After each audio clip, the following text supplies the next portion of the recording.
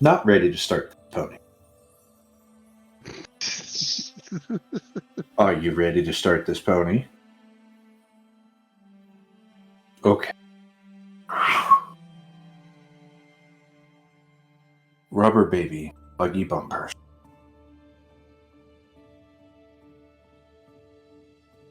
Welcome, weary traveler, to the Bear in the Moon Tavern. Take a seat, close to the hearth, and grab a bowl of something warm. Chase that chill out of your bones. I am your storyteller tonight, John, and I'm joined by my wonderful players and actors, Mason and Rose. Take a load off and join us as we present another episode of our ongoing story. Of course, if you like what you see, give a like and a subscribe and help us against the ongoing boss battle against the ultimate big bad evil guy, the YouTube algorithm. In the meantime, let's begin with Episode 6, Secrets and Sparks.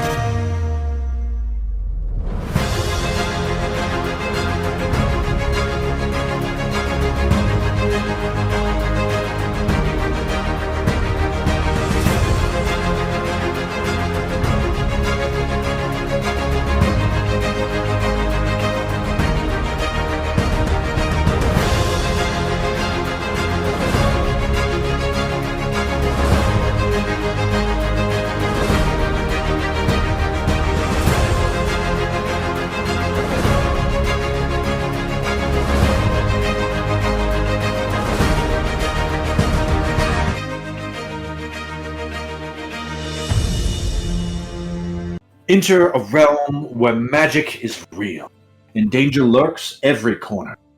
Follow the story of our intrepid heroes as they navigate the treacherous landscapes of vivid imagination, facing formidable foes and forging unbreakable bonds along the way. From the towering spires of enchanted cities to the depths of ancient dungeons. Each episode brings new challenges and discoveries as the heroes embark on a quest to uncover the mysteries of their world and unlock the secret of their destiny. So grab your dice and prepare to roll initiative, for the adventure of a lifetime awaits in this thrilling fusion of literature and tabletop gaming. Welcome to Thronescapes Season 1, Captain Brown. Welcome back. So, last time we were able to introduce our new player, Mason. We were able to see his new friend, Taminel the Blameless. And, well, Mason, why don't you give us your perspective? I will trade you DM inspiration for you to do the weekly review. All right. So, Taminel had been on this island for weeks already. Not alone. He had managed to gather a few other people who had been caught up in this this most holy day. But most of them were non-combatants. Most of them were not people who knew how to fight, and we had come together only to realize that night after night we are hit by this fog of undead. But nevertheless, Taminel worked hard to try and keep everyone together, patching them up, reinvigorating them, and when possible, trying to explore this island, trying to find a way out, but always needing to return before nightfall. And this was an exhausting endeavor. And so he practically rejoiced when a band of orcs showed up, of 12 orcs who appeared and offered aid at last. Possibly, if we get through this night, there will be assistance tomorrow. We will have the strength of arms to truly find a way out of this situation. But as dawn approached and the undead faded, Taminel, exhausted, was betrayed. These orcs took advantage of his weakened state, killing him, believing to kill him, killing his compatriots, leaving him for dead. But it takes a little bit more than that to simply kill Taminel. He was able to recover and make his way back, but before hoping in some way that someone else might have survived, but as he returned to his camp, he found that there were new people, a young woman, a young man, a child, an 8-year-old girl entering into this camp, and knowing what was coming, sought to prevent it, sought to intervene. Alas, the undead arrived, and Taminel joined in this fight, at first in secret, wishing to not inform the orcs of that he was there, but joining in this fight, joining alongside these people.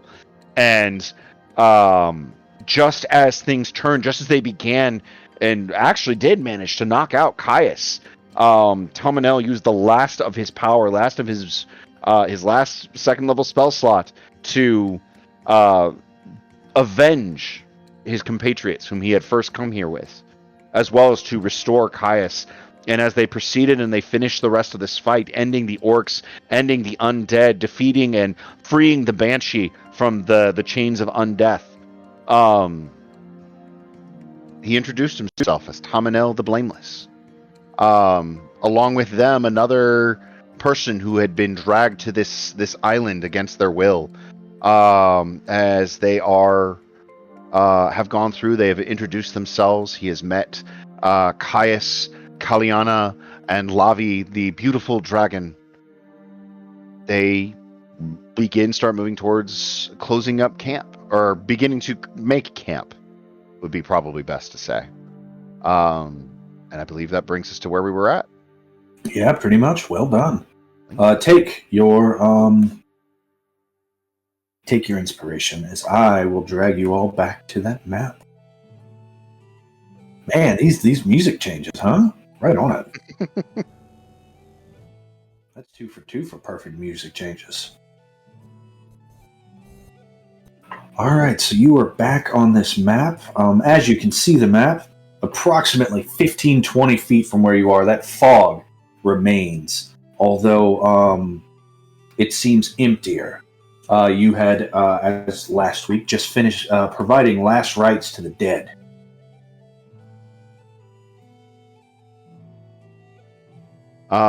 Yeah, coming back into camp, meeting the other two, getting to know them a little bit, going to step and say, alright, we should be alright for now in regards to the undead. They do not... Once they have passed, typically for the evening, even though the fog may yet remain. But I still believe it would be best for us to keep a watch of some kind. I am, of course, willing to offer to take first watch. I have excellent vision when it comes to the dark. Unless there are any objections. I think that's a good idea. Never know if there's more people out there like the orcs that are looking to take an opportunity. Of course. Orcs. Ugh. Do you have a difficulty with orcs? Caius, correct? Caius, yes, they are ancient enemies of my kingdom. So this is a prejudice. It's not what they are, it's how they act. I see. Do you wish to unburden yourself? I am, of course, willing to listen. Orcs haven't walked these lands in over 1,000 years, not since they were driven out by war and Ghost balls. Not since Don't they worry, they're harmless. not since they were driven out by war and by force. Orcs, goblins, they don't have a place in this. This is an elven kingdom, a peaceful kingdom. And orcs and goblins have ways of war. As witnessed by them stabbing me in the back 6 times. Ah, of course. Just now. I see. Oh, well, I believe that there were only 12 of them. I believe that they have all perished. We should not encounter any more, at least of that group. I would not imagine there were too many more beyond that, otherwise they would not have needed to play such a farce to ambush people in this way. But you say of this kingdom, you are of this world? Yes, it is the Pandorica. And we rest on the kingdom of Geros. My kingdom, I'm from here. We are in the center of the Bay of Arisius. Interesting. You are not from here. You don't speak like you're from here. No, I am from a world which is called Etheris. It is... Well, I don't know how the cosmology of different worlds work and how the distance they are from each other, but I believe even if it were nearby, it would be safe to say that it is a very far away world. The dragon looks to you and she goes, I don't feel good. Lavi, what's wrong? You alright? She immediately starts expelling coins in every direction. Coins upon coins upon coins upon coins. 670 pounds of coins. And she just stands in the middle of it, and then she looks at you and she goes, I throwed up. It's okay, Lavi. I feel better now. Sleep it off. It's okay. We'll take care of it in the morning. You don't happen to have anything that can help make like a litter out of it, like a tent scraps or something, right? Fortunately not. What I have as far as beyond the simplest of equipment is, well, to be fair, what we got from the orcs seemed to be more than even what I was left with. In fact, I don't even think I see any of my own belongings around here. Do you have any use for scrolls and stuff? It might lessen her load if she doesn't have to eat it all in the morning. I am an arcanist, yes. You saw me cast arcane magic. Oh, well, and I'll start handing magic items. There's a scroll. Thanks. Oh yeah, this stick. Oh, that's It all smells like industrial clean. It all smells like Windex. And you notice every one of these coins is polished almost to mirror sheen. Is the reason why all of Incredibly this was inside your dragon because you wish to see it cleaned?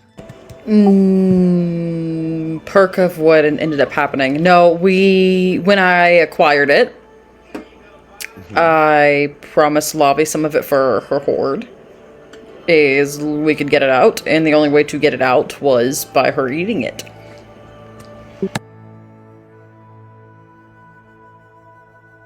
I don't think I will ever really understand the mortal obsession with pavement. Are you talking about the gold? Yes, it's where I come from. We use it as pavement. It's Pavement? ridiculously abundant. Oh, the men And here where will. does it come from? People will fight over it. Exactly, I think it's ridiculous. We use it to walk on, for pavement. I'm sorry, Caius, I did not hear your question. What was it? And where is it exactly that you're from? I come from the Ethiresian high heavens.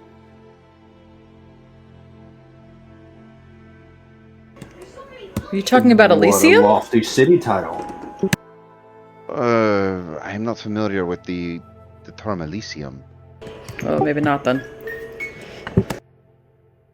but no, it is the high heavens. Do you not have heaven here?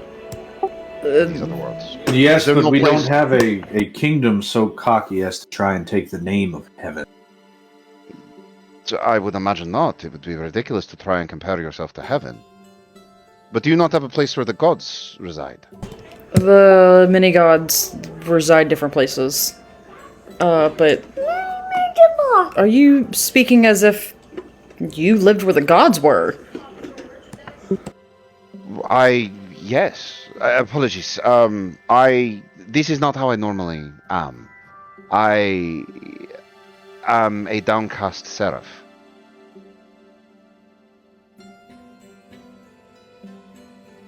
Are you not familiar with the term?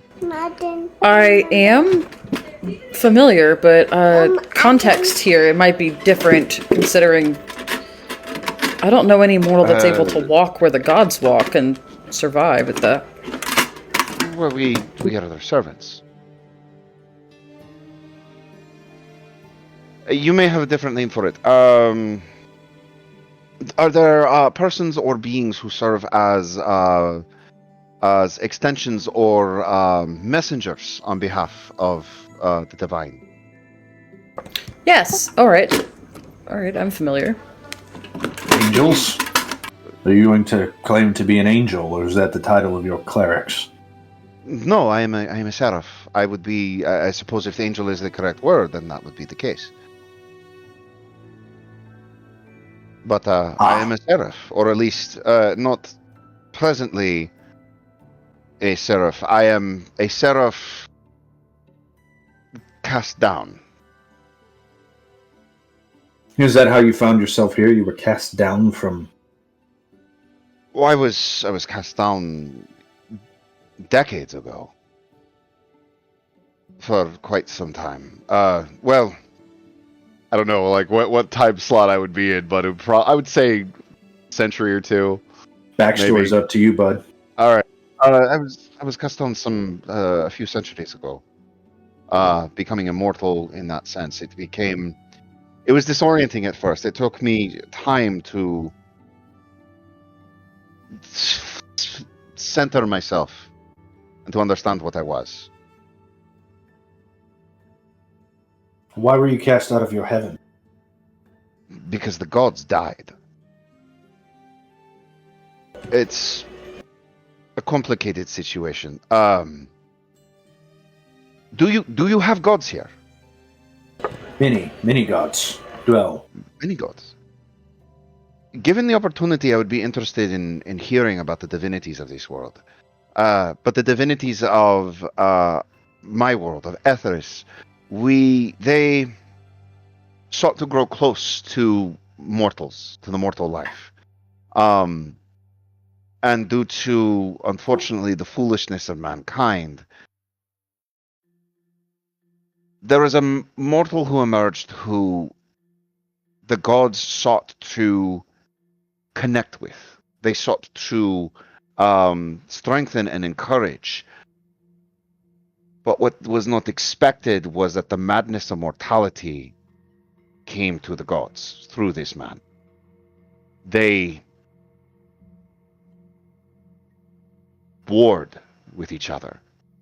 And as their seraphs, we warred amongst ourselves even, warring on behalf of our gods. It was a time of insanity. And the gods died. And the result was I and several others. It is difficult to explain. Imagine if you were an ant. And then imagine you became a human. And then imagine you were turned back into an ant. Peculiar. You have the memory of being a human, but you do not have the ability anymore to comprehend and grasp it. It's... For us, it is like that, and sometimes. I can feel and I have memories of being a Seraph, but I cannot hold all of myself in my mind. I cannot hold all of me. And...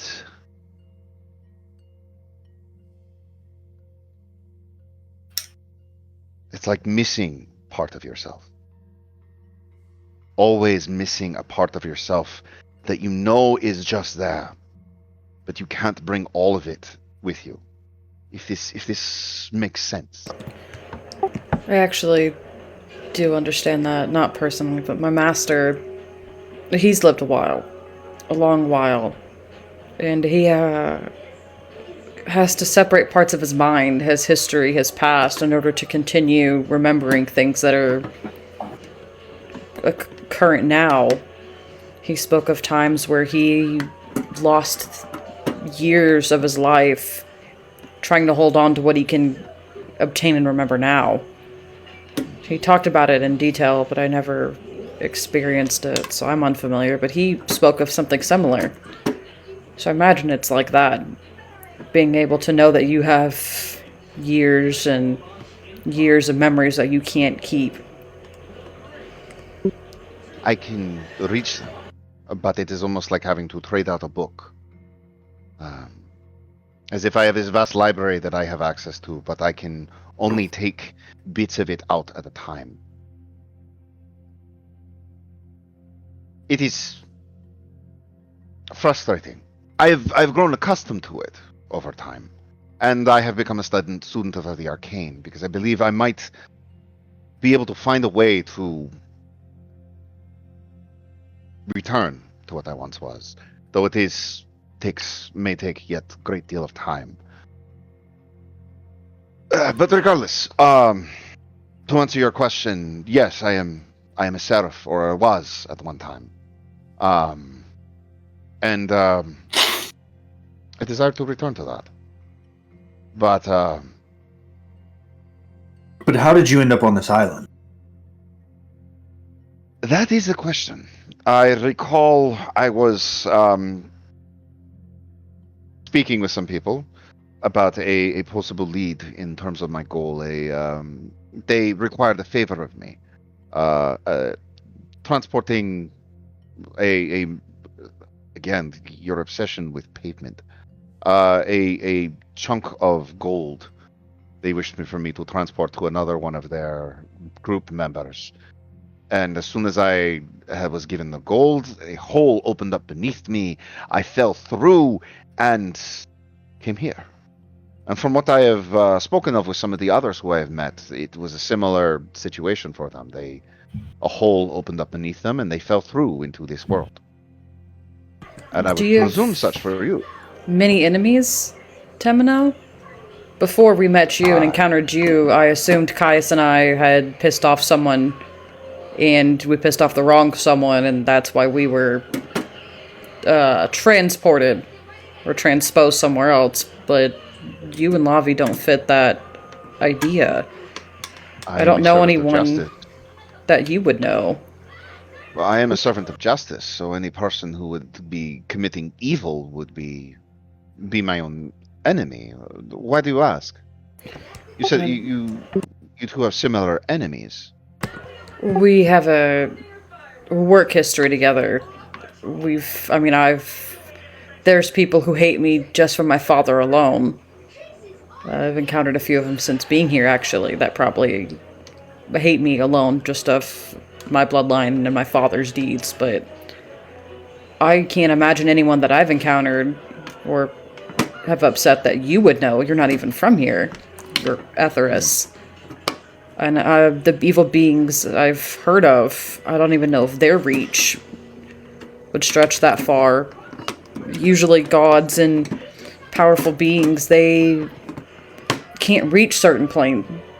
I imagine their magic wouldn't work in certain areas. I've heard of clerics that worship one god where the god has no reach. Their abilities don't work.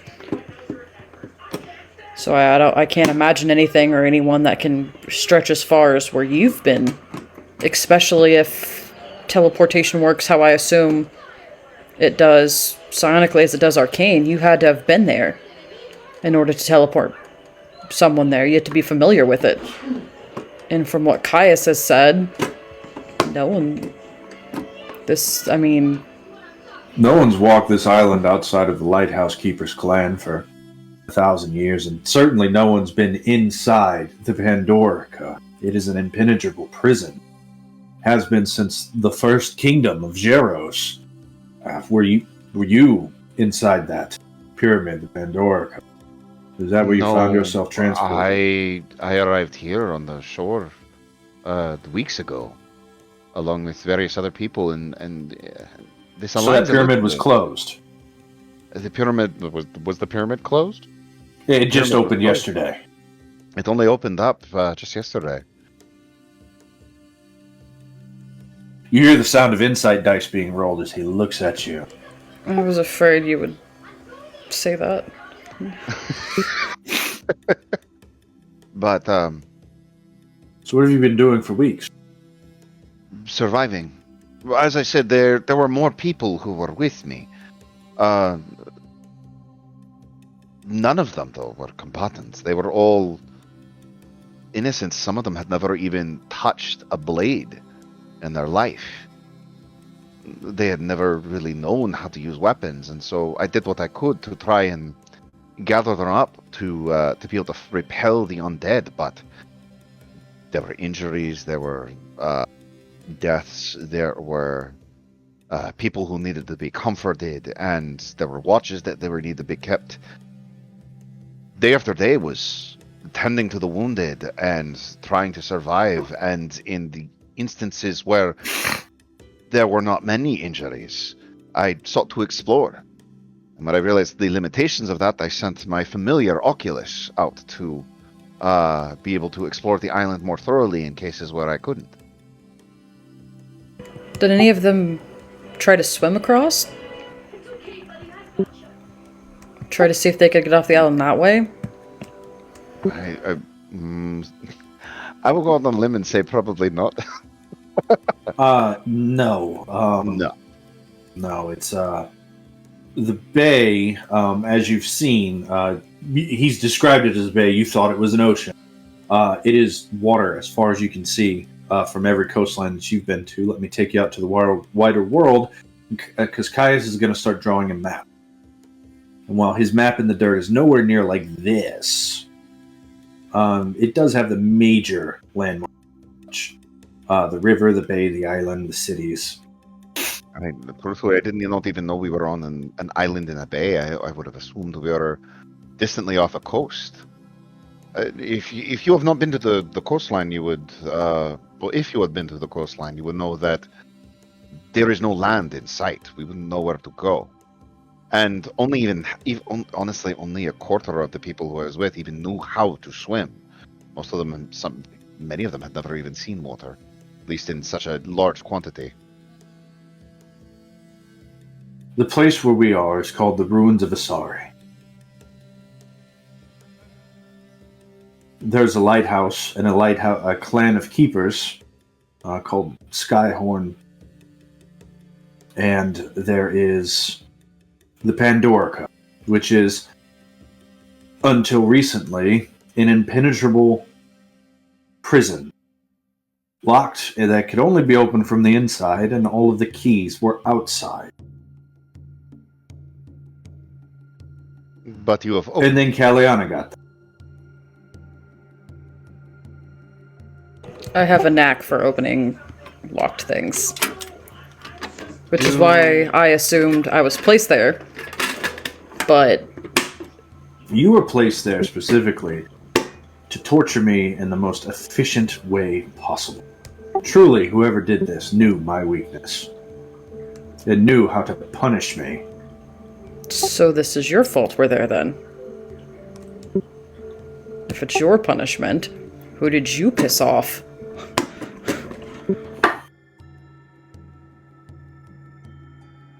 Do you two need a moment? I can go step around the wall. We're good. If you prefer. Are you certain? We're fine. There's nothing new to me about this viper. You said it was a prison. What was it containing? You said you came from inside of it. What is inside the prison? I motioned to the pile of loot in the dragon. So was treasure. So it's also a vault? There was treasure, there was moss, there were undead.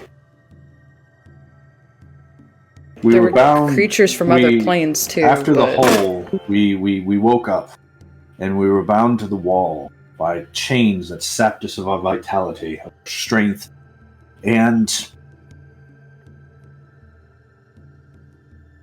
we were stuck there. Forced to listen to the idle pratter and chattering of the woman across the wall. And who is this woman? He just looks at Kalianna. It was me. I don't do well in deep underground places with no light or ways out. But we were there for about 2 weeks with another individual who has vanished. Which isn't the strangest thing. There was other beings from other places that were there as well, and they shortly vanished after we freed them. So I assume it was one and the same. But it took me 2 weeks just to teleport an inch, which is unusual. I can teleport very far, sometimes far as miles, in the blink of an eye, and it took me forever just to manage the 2 inches, enough to get the manacles off. What sort of, you said outer planers, what sort of outer planers were within the prison? Are you familiar with Baelors? Yes, very much so. The Baelor was there. He namesake? Yes. He knows my father from a grievance that they got into, but he spoke of it as if it had happened. But from the stories my father told, I'm not sure of how he got there. It's almost like as if he was out of time. Misplaced from time.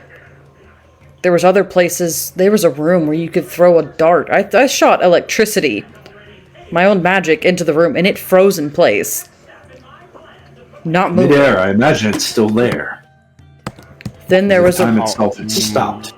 Then there was many rooms where you would walk in and you would end up on the ceiling, or there was rooms that teleported you to other rooms of the dungeon. There was strange magic. There was each type of magic. There was necromancy, divination. I even saw Celestial there that was imprisoned. A Celestial? Yes, as well as there was the salamander from the plane of fire. There was little creatures from everywhere, it seemed like. So it is a prison that's, by the sound of it, uses an immense amount of power. But you said it drained you when you were chained to it, so perhaps it uses the prisoners themselves. Which if they had the Baelor, and by the sound of it, a Celestial, did the Celestials give you a name at all? I think. I mean, regardless, that prison sounds like it has an immense amount of power running through it. Prisoners that help power the prison to contain them. But why build it? There was a strange moss throughout the entire interior of the prison as well.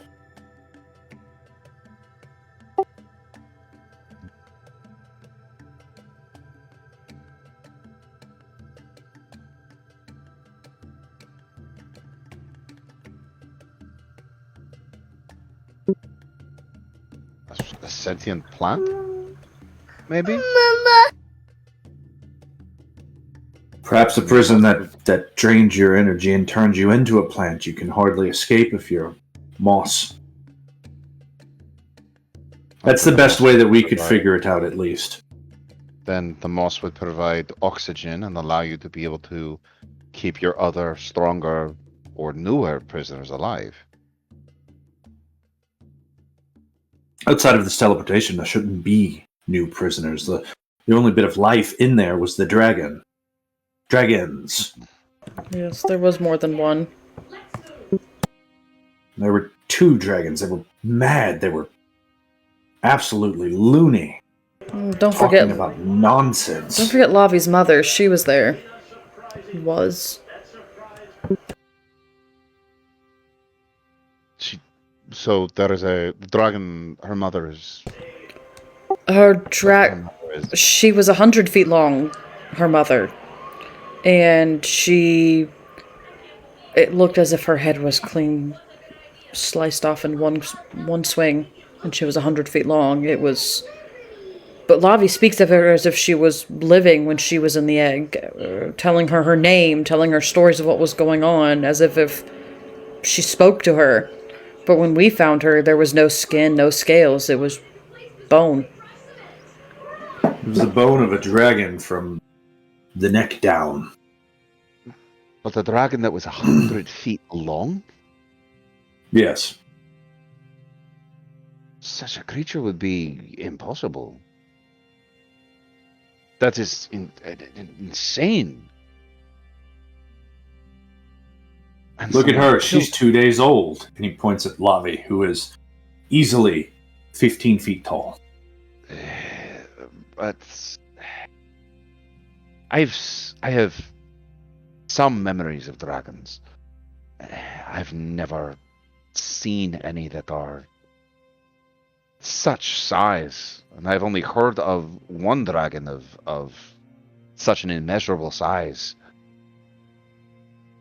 But to be able to kill one, and with a single blow, you said it looked as if its head had been severed in one blow? One swing, one clean swing.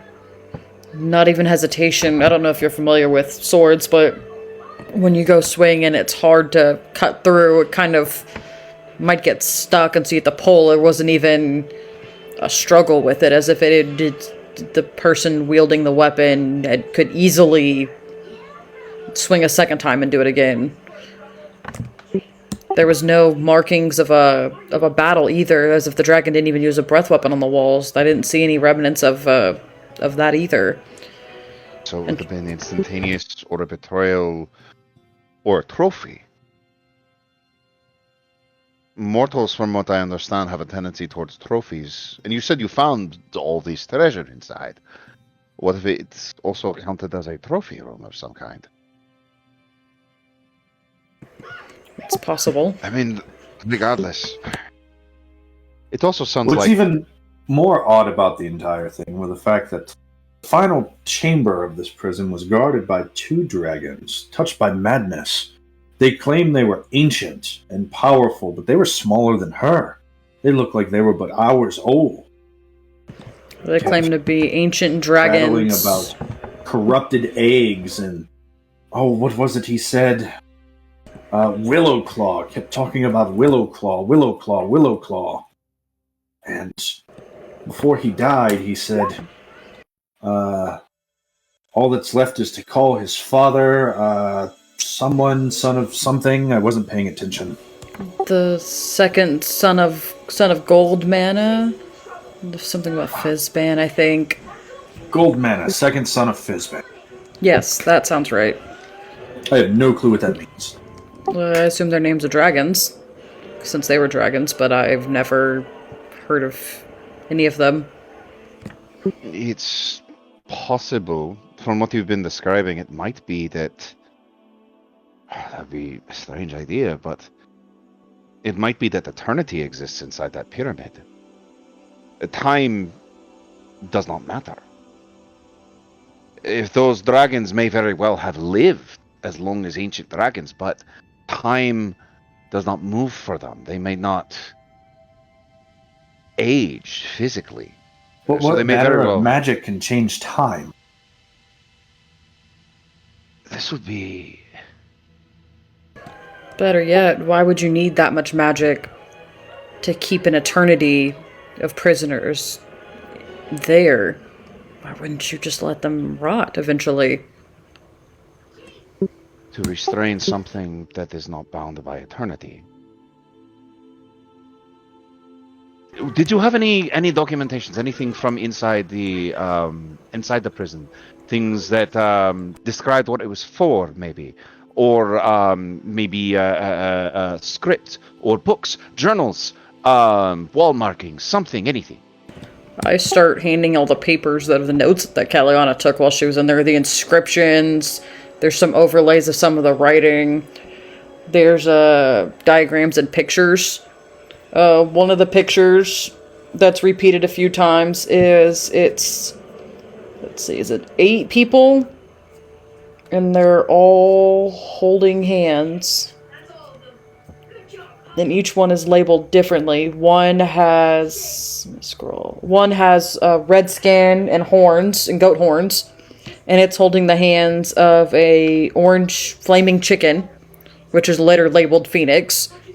And then there's one with a person with a hat, and that's labeled Mage, who is holding the hands of an elf, and in the elf's other hand there's a key. And then on the other side, there's what looks like an angel with wings and a halo, holding the hand of a person standing in a pile of money, which is labeled Noble, who is holding the hand of someone with markings on their skin, which is labeled Psionics. And they're holding the hands of a human who is holding another key. The other half of the key. Yes. And then there's... Let's see. There's a mosaic of the first room. Where I believe there was an angel with a sword pointing down. And then a devil looking up. The devil reaching up with its hand pleading. A place of judgment, perhaps? And then there's a room. There was definitely repeating themes. In fact, like she said, there was a devil and some sort of strange celestial being inside the temple. There was. They were chained. You found the devil and the celestial in this place. Some sort of alliance? Or... They're in different rooms. I don't know. Where's that thing that you couldn't read? Oh, yeah, and I'll pull out a inscription. It looks like a copied script of something, and I'll hand it to you. Taminel, you can read this very plainly. It's written in Celestial. See, yes, this is written in Celestial. Ooh. Let me see. Do you want it in the original Celestial? Would you like it in Common? Whatever language would keep its intention the closest. I know some words can be misused the farther away from the original language it can be translated. Let's see, simplest translation. Bound amongst others, I stand vigil over hidden places, deep within the darkness of this oubliette. My vigil, whereas I sit as guard, sentinel, binds the prisoner, Zero, with chains of heaven and locks of hell. So where rarely must agreement, alliance, cooperation between good and evil exist outside of the heart that beats, that we must once again rely on entwining magic. While one prospers, lives, while one lives, the other dies. While one dies, the other lives. Were that my brothers, of whom have fallen, have lost, or that fly, but could sing for me once more, and release or replace me as guardian. Alas, though hope has touched despair, I yet remain, until the immortal feels mortality. The lock remains strong, whereas Gold Mana and his counter wait as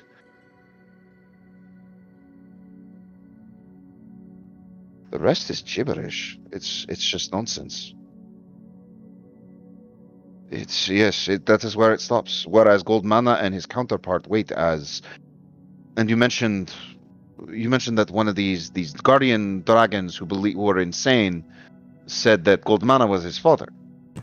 Yes, and then they kept mentioning a Willow Claw. I don't remember. They just kept speaking of a Willow Claw, how she would return or something. Perhaps that is his She father? abandoned them. Yeah, she left them. She's gone. We needed to get back to our cell. Willow Claw was going to be mad, or it was the ravings of a mad dragon. They kept saying we corrupted eggs. Oh, well, I mean, that one actually makes a little bit of sense. But... I mean, if you're... Did you... What would... Well... The corrupting the egg, I think that might have been then the, when Lobby's egg hatched. Because it wasn't hatched. And then I touched it. You were able And to trigger it, yeah. She took my psionics and then hatched. You gave her the power to move forward in time. I guess so. If the prison locks people in time of some kind, then you corrupted her in the sense that you allowed her to be able to emerge, allowed her to be able to age. That might have been what they were speaking of. I mean, this is all theoretical, but... That makes sense. I What mean, is... The elephant was Shortly there. after that, they got very bitey. Yeah, the elephant was there for a long time, so I imagine as long as the elephant was there, it went into madness. The elephant? The celestial, the golden elephant? I think it had wings. Did they have a pipe? All right. Interesting. This word here, though, zero. It's not capitalized. It's not a name, but it's almost like it's functioning as a proper noun. Does Caius, you are from this world? Does the word or name zero mean anything to you? This isn't it's not a numerator. It is a proper word. It's maybe a pseudonym, perhaps. Should be Prisoner Zero. She's from this world as well. She's just from a different country. Yeah, no, I'm from here. Just not Jeros here. Oh, I apologize. I misunderstood. Yeah, I wasn't raised here or born here like Caius. I'm from a more human-populated area. As I show my ears, that I don't have pointy ears like the rest of you guys. Apologies. You mortals look alike to me. I get that a lot. But this is insinuating that there is an agreement between heaven and hell, a treaty between heaven and hell, or a cooperation, a pact to contain the prisoner. Someone Zero. so powerful that they dare not name him, and instead of killing them, they lock them away where time stands still. Only can be opened with the combined powers of 8 people that probably won't get along for anything less than saving the end of the world. Because, I mean, there's people on there. There's people on there that would never get along, not in today's age. And, I mean, they had to get along for this.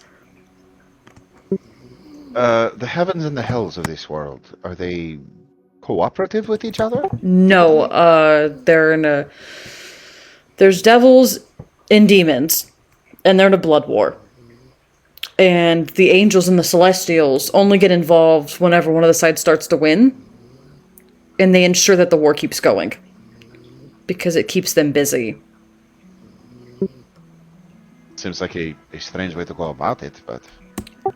I was told once that if you take all the evil out of the world, the good would not have a need to exist.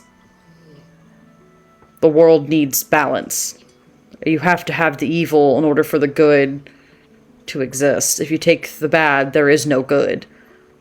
It just is. And so the angels, I guess, understand that too, of where the devils and the demons are necessary. But keeping them fighting each other far away from the rest of the world and planes is safer than letting them do this anywhere else. But this is a blood war that's been going on for, as far as I know, history's been written. There's been stories of it forever. Angels don't pick a side, they just make sure the fight keeps going, distracts them. The angels of your world sound very lazy. The gods don't answer here. If they do, it's very... Oh, yeah, the gods answer plenty. I'm certain that there's one god in particular where you to call out would pay attention to you and grant you whatever your request was. Immediately. Yes, but that god probably isn't good. The gods are usually self-serving. Prayers fall on deaf ears here. Where you speak is your place where the good and the gods are needed and the world would be chaos without it. It is here. The gods, there's plethora of gods for different races, different places, and they all are so busy with their own things or whatever they're doing for eternity. They don't bother unless it's self-serving. Well, I can at least hope, possibly, that I might find a god worthy of my affection, but in the meantime, what could be so powerful that it would require good and evil? What would be so powerful that good and evil would fear it? Well, good wants... Chaos. chaos. The devils here, at least, in our world, are lawful beings, as are celestials.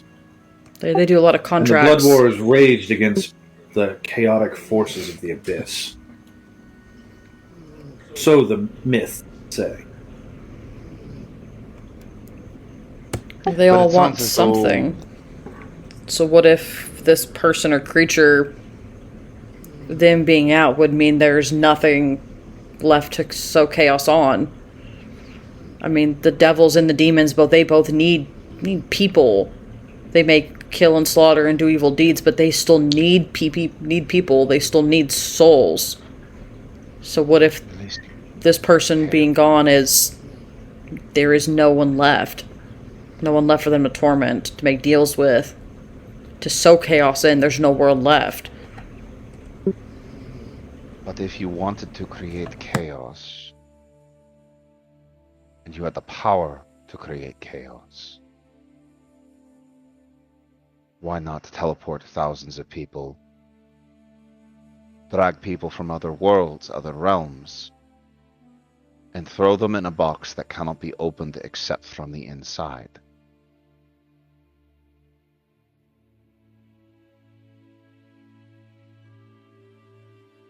I have an idea of what might have caused this. You do? If I'm right,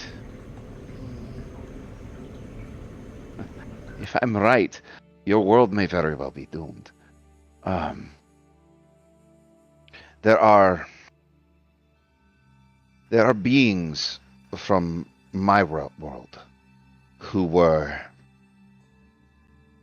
stronger than even the gods. Our gods were powerful. They worked together. They became a pantheon. They united the world under them. And they sought to destroy what they believed might be a threat to their power. And they were slaughtered. Or whatever may be. I do not think merely death is what would happen.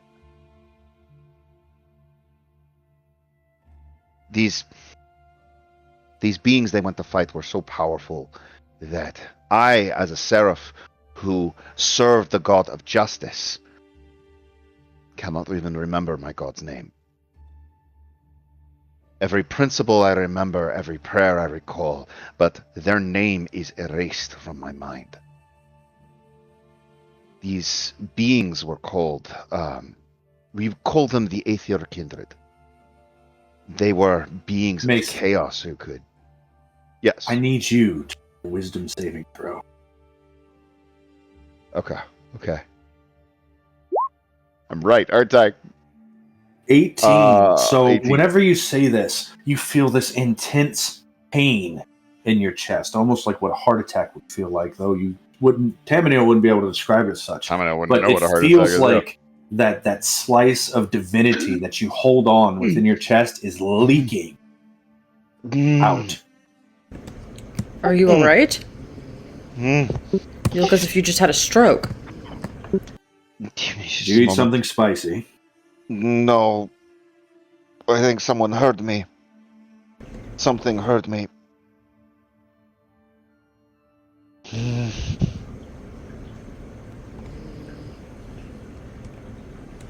I don't know how it works where you are, but the gods and powerful beings, whenever you say their name, they tend to listen. Especially those that have more evil intentions. Do those creatures from Etheris, they have power that reaches this far? Could they have been transposed too? I've never heard of anything called an Aether Kindred. Let's refer to them as the Kindred for now. Okay. But I don't know what the limits of their power would be. These are beings who, on a whim, have made nations vanish, who turn oceans into deserts, who have torn open the sky and put new constellations there for fun. These are beings who slaughtered gods and erased them. My world is practically on the brink of dying because they have slaughtered our gods and left us with nothing. There are nothing but shambles and those who commit idolatry. If they have come to this world, if they are behind this, only chaos is to come. And worse yet, if one of them is what is locked inside that Pandorica. It's open. What did they look like? Did they look like an armored man riding a dragon? With a sword?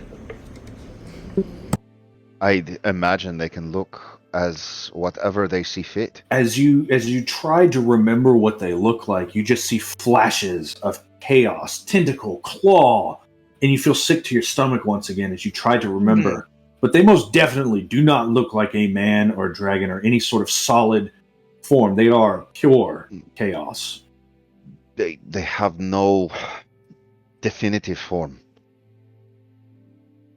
They have as much form as what a blind man might imagine light looks like. Well, waxing poetical aside, this zero that we saw had a very solid form. It did not look like light to the blind or breath to the drowning. It was a man riding... very skeletal dragon. Well, the head was skeletal. The rest of it was... it wasn't there. Smoke. But if it is them, the creatures from your world, they would have to know someone from ours. Someone from our world who knows about the Pandorica, knows about what is needed to open it, or figured out a way to learn about the way to open it. How many keys did you use? 2. Well, there was a box. You had 2. There was a box, but it was 2 keys. The keys unlocked the box, but the box was coded to different Whenever you touch the box or the locks, only certain chains would fall. And I assumed it had the chains that were connected to the 8 different people that originally made it. I couldn't unlock the elf one. Caius could. I couldn't unlock the draconic one. Lavi did. As I imagine if you were there, the celestial chain would have come undone for you. Instead, you unlocked both the celestial and the demonic chain, Kalianna. How curious. I've traveled. I assume that was why. Other than that, I have no way of explaining that other than I've traveled. So this zero is that figure I saw flying away on a skull. Yes. That's the running That's our theory. guess. Kalianna saw him inside the Pandorica. I did. He was moving around at that time on the ceiling. I think he had a sarcophagus too, or at least a sarcophagus that he was standing above on the ceiling, but he wasn't in it. Then again, he was on the ceiling, so. He also pointed at me, and it was one of those points of, I'm gonna see you later threats that I get a lot. So. Hold on, I have a picture of that point. 1 second. Let's see, it's in the mission folder, I think? Yes, it is. I'll I throw think that so. out there. Here's missions. There it is. Escape, Part 2. Bum bum bum.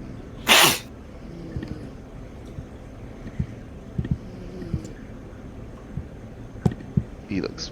Yeah, he's very. He Yeah. is a thing. But we would need someone who knows of him and the creature we saw, Zero. Knows of Ethers in your world and the chaos releasing them into our world could ensue, and is able to connect those places or find the right people to do it. Because normally, I don't think you can transpose planes. I've never even heard a plane of Ethers. I don't even think it's a plane. I've heard of planes before. It is a material realm, at least what we refer to it. So we need someone that can transpone realms? Well, this conjecture is not really helping us tonight because it's operating under the flaw in thinking that this was some sort of dedicated and devised plot of some thing with that power, an unknown power that has never been experienced or shown probably ever. Caius is correct. Even then, It very well could be a conjecture of spears, an accident. Maybe some damned human mage tried to cast a 10th level spell again. Who knows? 10th level spell? One day I'll tell you the story of the 12th level spell. I look forward to hearing it. Regardless, he is correct. This is merely conjecture, and nothing even says that. It may very well be foolishness to try to give motivation to chaos itself. They may have merely done this all on a whim, and his release is coincidence. I doubt Caius and I being locked in the same cell in the Pandorica was accidental. No, that very much seems like it was the perfect trap to torture me. Yeah, that seemed very much unintentional. That wasn't luck. That wasn't pure accident. You sure I shouldn't just go around to the other side of the wall for you two to work this out? You seem very tense with each other. We're fine. I'm fine at least. I don't know what his problem is, but I'm fine. Of course you're fine. Regardless, we should... The night grows long.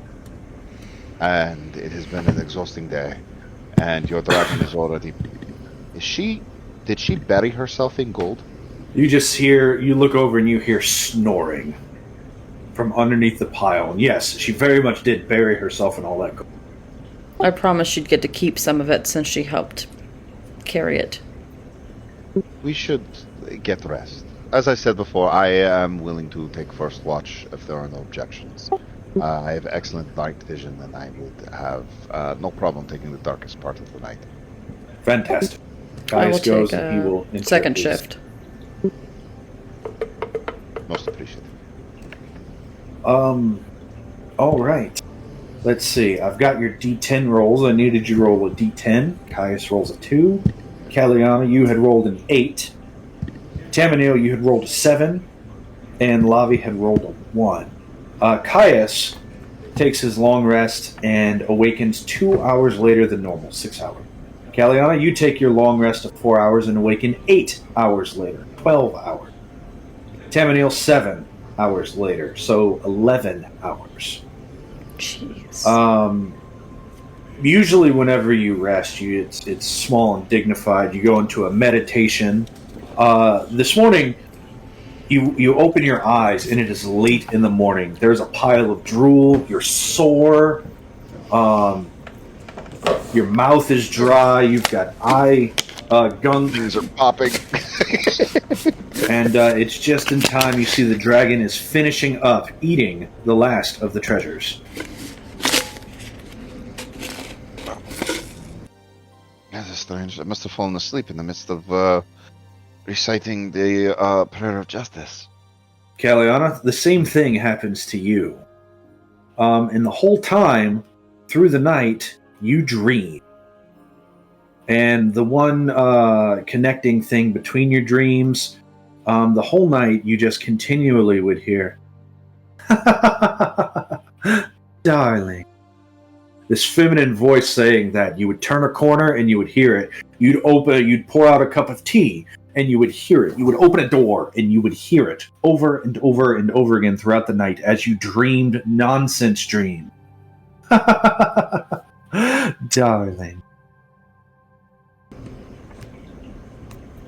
And Taminel, when you wake up, you notice Priest Oculus is also passed out. Snoring. Loudly. He's got a big snot bubble that just sort of...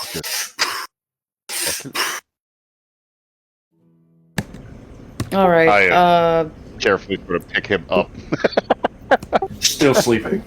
Caius, is this island haunted by a woman, by any chance? I would never refer to you as a banshee. That would be You know the joke's coming. Okay. I shouldn't have asked you. There was the banshee last night. I don't think she laughs like that, does she? I don't know. I did not know her in life. I didn't hear her laugh. I just heard her scream and... Oh. He sort of rubs his head. You heard screaming?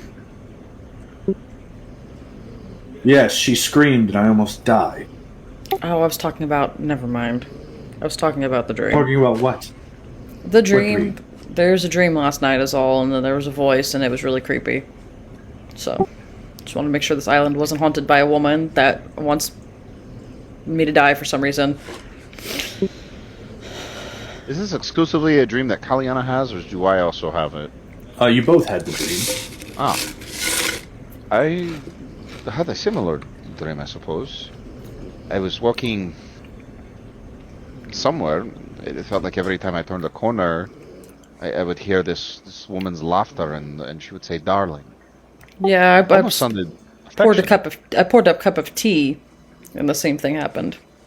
It was weird dreams. Do you drink tea? No. Oddly, that wasn't the weirdest part, though. The fact was that looking at Taminel, he dreamed. I can dream by choice. I choose not to, but that's not a thing you can do unless that's a Seraph thing left together. over? Oh. You were interacting with each other in the dreams. Oh. I do not typically dream. Normally I meditate. I put myself into a meditative state by reciting the prayer of justice. That allows me to recall some of my memories from when I was a Seraph. I do something similar, but not the prayer of justice part. But I do meditate, actually, and I recall past experiences, but it's usually for training purposes. It's not past life stuff. But well, it's the same life. It's just a different body. yeah, no, mine's still the same body. Regardless, so we had a similar dream. Caius, you didn't have that dream? No, I don't dream. Yeah, neither is he. Apparently that's not true anymore. An elf that Why would we dreams. share a dream, though? We only just met, and your affinity for Caius would be much higher. Ugh. Did we No, piss off believe the me, same it person? wouldn't. I'm sorry, I couldn't hear you. Oculus is snoring. I've brought my backpack around and turned it into a little, baby knapsack thing in front. Did we piss off the same person? You're from the equivalency of our world version of Elysium. Or something like that. Or Mount Celestia actually would be betterly accurate. But Possible? Maybe a devil, or... But why would it be... no, a devil would just make a contract. They wouldn't have to revert to dreams. A devil would make a contract. Openly.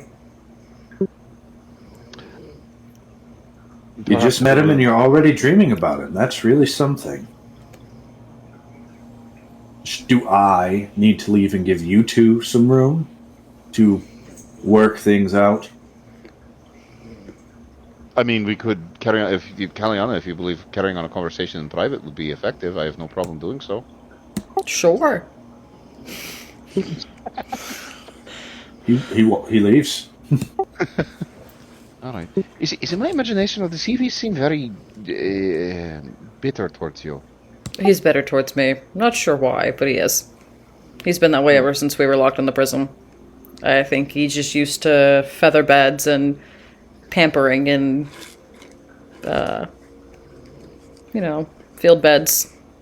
Or no field beds.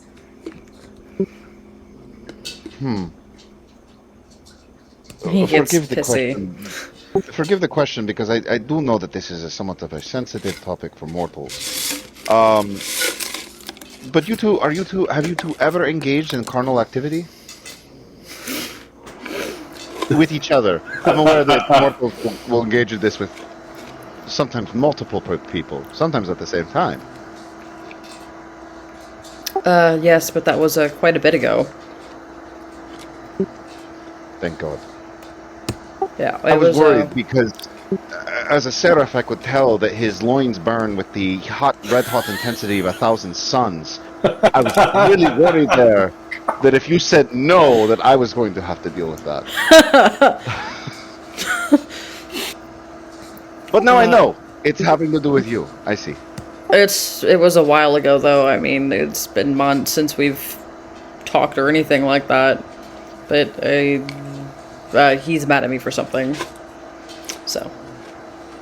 I'm also given to understand that such carnal activities also increase when mortals are put into prison. Did such a thing happen while you were in the prison? Nope.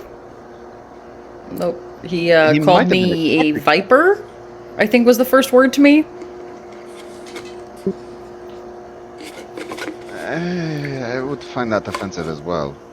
Yeah, he's been very abrasive since we've it was very strange to see him there, but as soon as we got out and we figured out we were in Jaros, things started to make sense. I see. Well, hopefully he will I guess work through his emotions. You think I should talk to him about it? I've been known to be a very good ear for such things. If you think it'll help. But I plan on getting back to my work as soon as we get off this island, if that doesn't include now stopping whatever we just released from the Pandorica. That I'm sure will be the consequences of something I did, and I will have to fix it. Do you happen to have any quill or paper?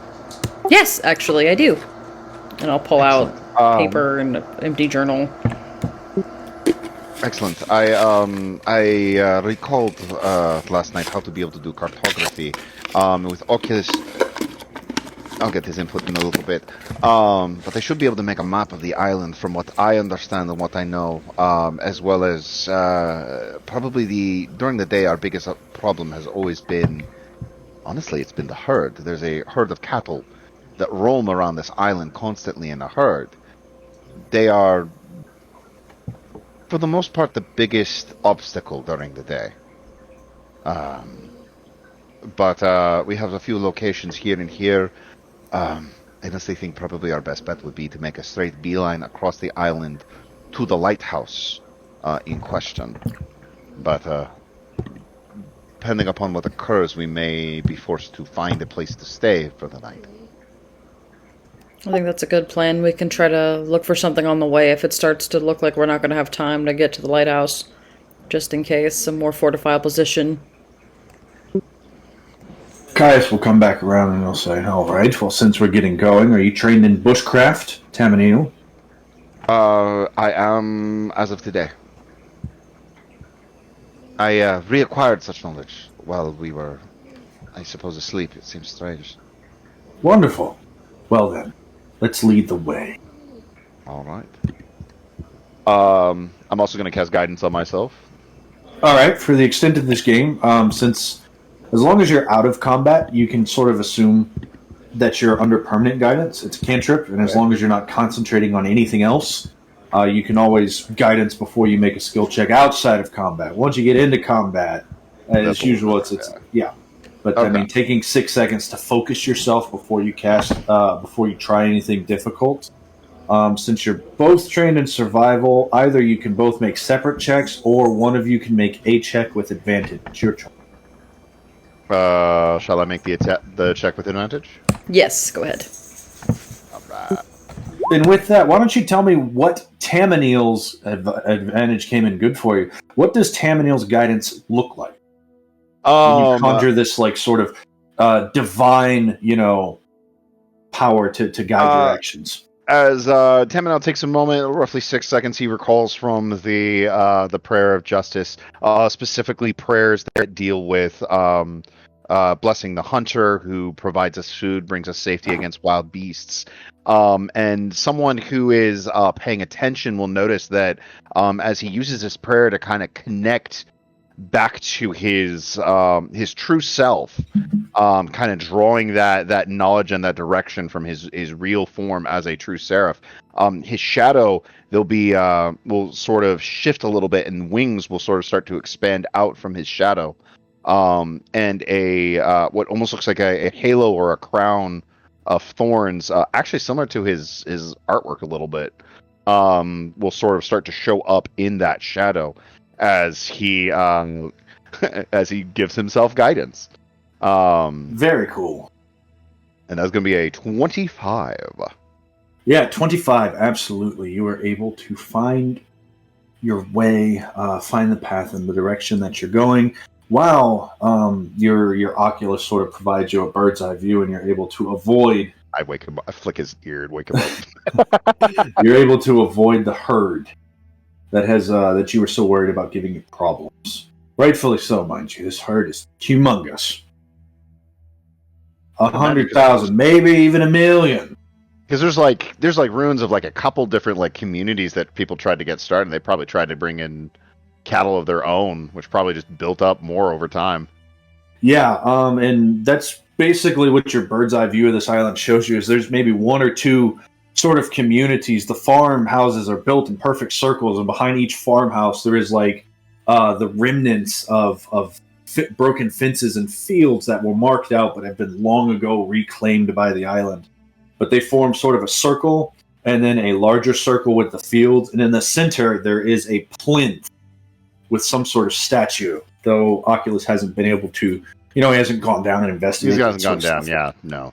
But that's on the other side of the island from where you're headed, if you're headed towards the lighthouse. Yeah. We're aiming for the lighthouse, for sure. Yeah. I heard the phrase beeline, right? Yep. So we're going to try and cut through straight to the lighthouse, and I think we're taking... See where we are, but if we're avoiding the herd altogether, yeah. Going straight through and taking a break where we need to. Let me change the map for you. You travel the first half of your day without any sort of interference. You go over hills and rocks through this forest of long forgotten and broken paths. And it gets to be about lunchtime.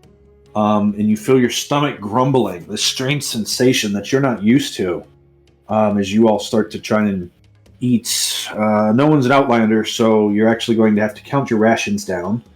Lavi eats 4 times as much a day, so for lunch she has to eat 2 rations. Okay, I'll give her mine since I don't need one. Okay. I have no rations. I will give Taminel some as well. Okay. I am most grateful. Thank you. I think most of our food was taken by the orcs when we were when they sort of slaughtered everything. Are you eating the rations or the questionable ration? I'm not taking a chance with the questionable rations. I'm eating the ration. Lavi will gladly eat questionable ration. She can have them. Those can be her personal store. Yeah. I guess I know it's what not cannibalism does to people. Well, I guess it's not so bad for, a giant 15-foot tall meat-eating predator. Yeah. Other than if she develops a taste for it, I guess, but... Yeah. I'll offer You don't him have to my tolerate it. water skin to see if Taminel needs water as well. I graciously accept. There is, notably, you haven't found a fresh water source on this island as yet. Nope. So the water you got is the water you got. Yeah, but Caius refilled ours when we were in the Pandorica with the water fountain. Pretty much. Yep. He sure did. He used shape water to make a weapon. He sure did. And then he put into water skin when we were done. But yeah, no, I have 2 water skins. One that from the other person, and then this one. Neither of which I use, but I carry. Just in case we need water for something. The weather here is breezy. Just like anytime you're close to the coast, there's a strong, constant breeze that carries the smell of salt. And it is cool. It's maybe 75 degrees outside, but with the breeze, it feels closer to mid-60s. Definitely, you can tell with the time of year that winter's not far off. You're somewhere in the heart of fall. Though here on the island, all the plants are still green because island. Yeah, late summer. They're not or deciduous. Late summer, fall. Yeah, okay. Thank you. Oh. Well. I don't know what to do. So, are we making good? We're making good time, correct? Yeah, you're definitely making good time. Better time than ever before, because usually that herd. Yeah, that herd usually slows. Either the herd, or you got a really late start in the day, or you had to spend most of the day trying to tend to the wounded. In fact, today was the first time you hadn't had to really tend to the wounded all day and tend the wounds tend the injuries and cuts and lacerations and stuff from the night before, with the exception of yesterday, where you were alone the whole day. Yeah. In silence. But I was trying to get back to camp, see if there was anyone still alive at that point. Yeah. Okay. Is Caius pouting? I'm just looking at where pouting? He's at. Is he pouting? No. He's not pouting. He's just as far away as you are. Is Taminel pouting? Taminel's not pouting, but Taminel's still on the road. We had stopped to eat. Yeah. Okay. Thank you. Thank you very much for the food. Are you not eating? I don't have to eat. I've figured out over the years that I can subsist off the energy and the magic around me. Interesting. Is this a common feature of the mortals here? No, she's immortal. She's not mortal. You are immortal. I was born human. Ordinary human, no magic or anything. And then some people decided to experiment on me and my father and mother, and it worked so well with my father. They tried to combine what they did to my father and my mother to me, and now I don't have to sleep, eat, drink, or even breathe if I choose not to. She can't die. It's very sufficient.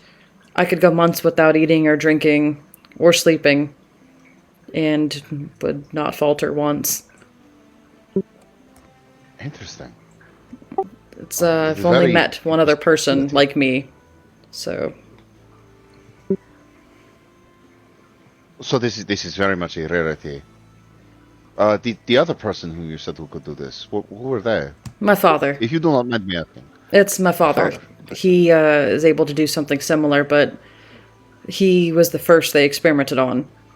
And when it worked so well with him, they combined whatever they did to him to me, and what happened with my mother to me as well, hoping that I guess it would expand upon the powers.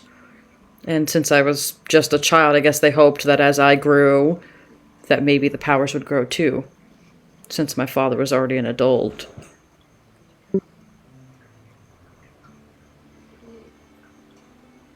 I know it may mean no consolation, but I am sorry for what you had to suffer. As a child, above all. It sometimes astounds me what mortals are willing to do to each other.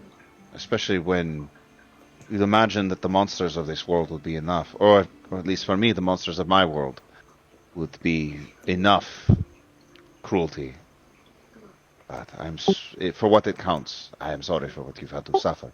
It's alright, I've learned to, live with the abilities. They're pretty handy. It's how we were able to get out of the Pandorica, after all, mostly. But that and Caius' handiwork. I imagine being in such a prison where it is unlikely that they probably provided you food. That I imagine not requiring food would be quite a effective ability. It's one of the reasons why I think our people there, or the person that put us there, or whoever put us there, knew. As if I was one of the only few people that would be able to survive there and get out to release whatever creature we released onto the world. But it's all hypothetical. Oh, very much. My father still has to eat. Oh. What did you say, Caius? Caius, how are you doing? Do you require food? Yes, very much so. I am not but a humble swordsman. I don't have flashy experimental abilities.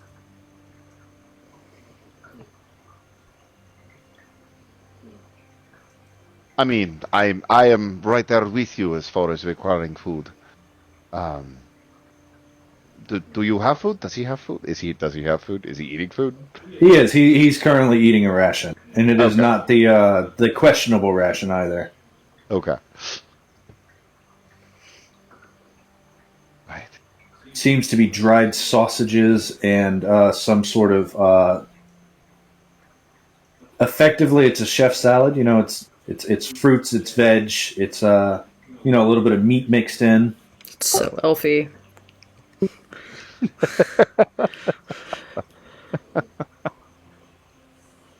Right. I feel like if I ask him to tell me about himself, I feel like he might irritate him more than actually effectively moving forward. We're getting to know each other. What is it that you'd like to know, Tim? I suppose your story, perhaps. Kalianna has mentioned that you come from a more luxurious background. Are you perhaps a royalty? Are you a noble? Are you a prince? Are you a king? I'm the Crown Prince Regent of Geros. This is my kingdom. My grandfather is the king. My twin sister, the princess.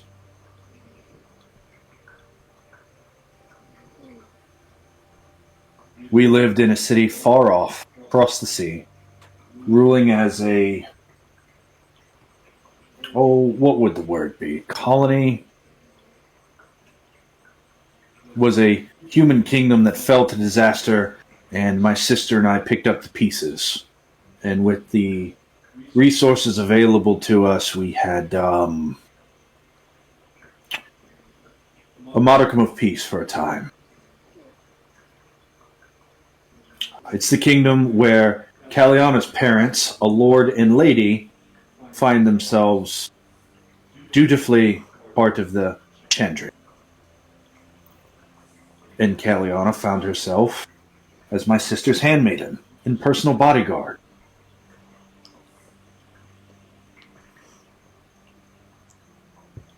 Paid for by the crown. Treated as family.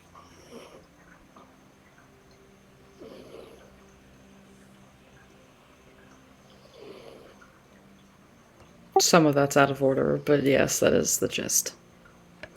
I see. I didn't know my parents were alive when I was taken in by Caius and Calliope.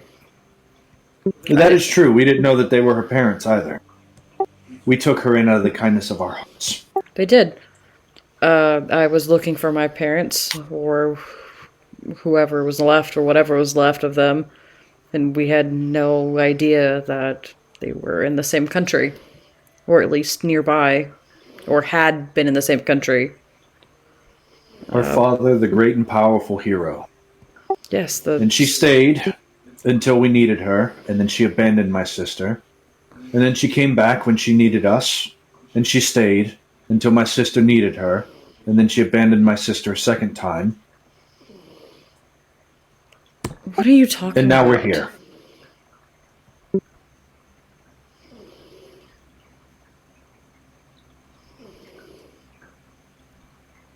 You pretend like you don't know. You pretend like you didn't get the sendings and the letters and the messages. What letters?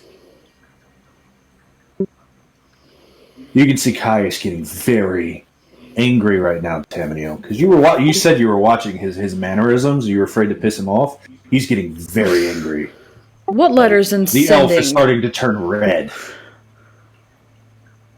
Right about then, there's a man that bursts through the leaves, and you have unlocked text. You have unlocked the cinematic. One second, No. let me throw this up here. Flavor text. Why? We're getting to the juicy gossip. No. Caius is Dun, about to dun, explode, dun. and so is this guy.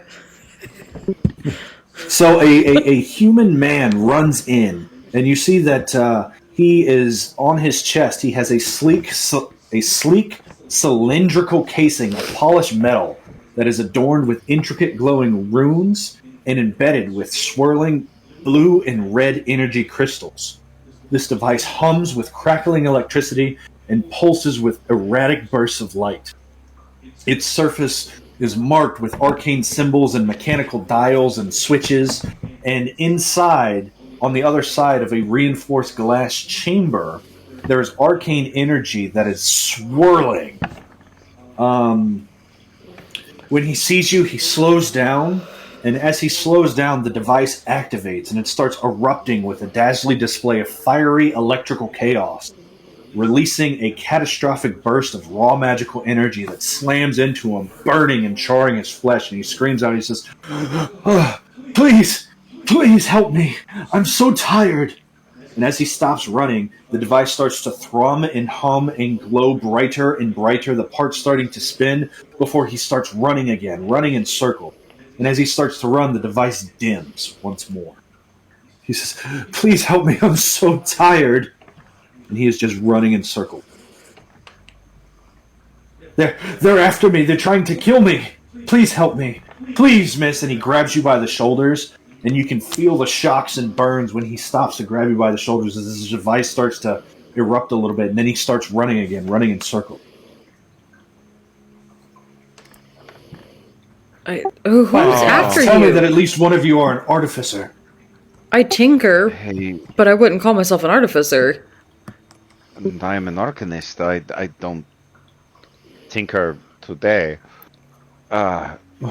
Wait, you're a mage? Do you have some spell to help me? Please, get me out of here. Possibly. This guy, does he... And he's just how does running he in look? circles.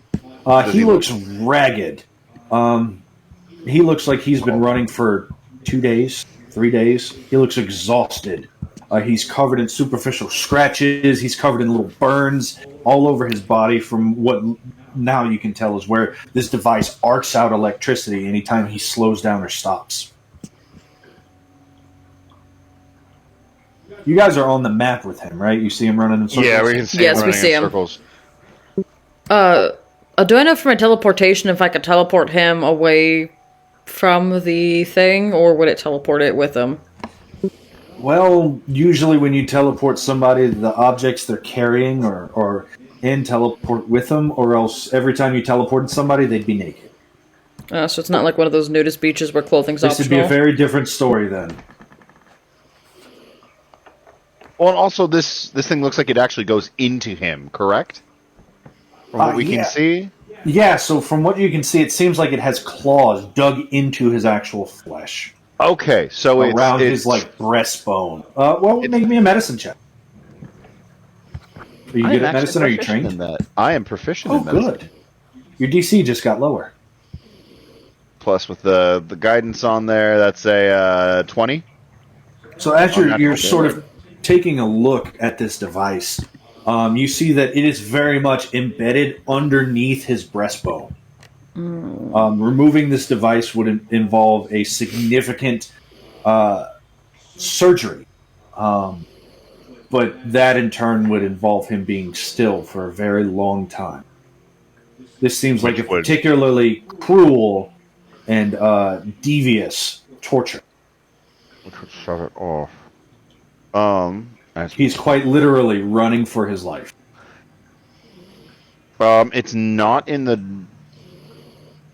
So, I would like to try to use... I have a spell which is Arcane Infusion. It's a hemomancy spell. It is a spell that is part of my kit as a... as my sort of whole... my shtick as a blood mage. Would I be able to utilize this spell? It's not in the description that it relieves exhaustion or anything. It restores hit dice, as well as hit points. Would I be able to use this to infuse his muscles with restorative power? You know, it's not in the way the spell works, but let's go ahead and cast it and try it. With a successful Arcana check, you can make it happen. But if it's a failed Arcana check, it will be consequences. Because you're trying to use this spell in a way that it's not meant to be used, which is stretching the way the weave interacts with things. But yeah, we'll go ahead. What level spell is it? First level spell, second level spell? It's a first level spell. I'm going to be using one of my Warlock spell slots because I can restore that on a short rest. Would my initial medicine check and being proficient in medicine help me as far as being able to... Because I have an idea on how this is at least integrated into his own... Like I have a bit of an assessment already of his physicality. Mm-hmm. Would my medicine check be able to help as far as reducing that? The check for this? Yeah, it has. And if you want, you can try and look at the device to see more about the device. That might lower it as well. It's going to be her... Okay. Sir, I need you... I'm going to do something. I need you to be prepared for a brief moment your weight is going to increase. Need you to be ready. I'm letting you know so you are not caught off guard by this. What? Right? I thought you were going to help me. I am, but I need to be able to see this device first. Your weight is going to briefly increase. Actually, I'm going to try and make this a little bit easier. There's going to be a spider appearing on you.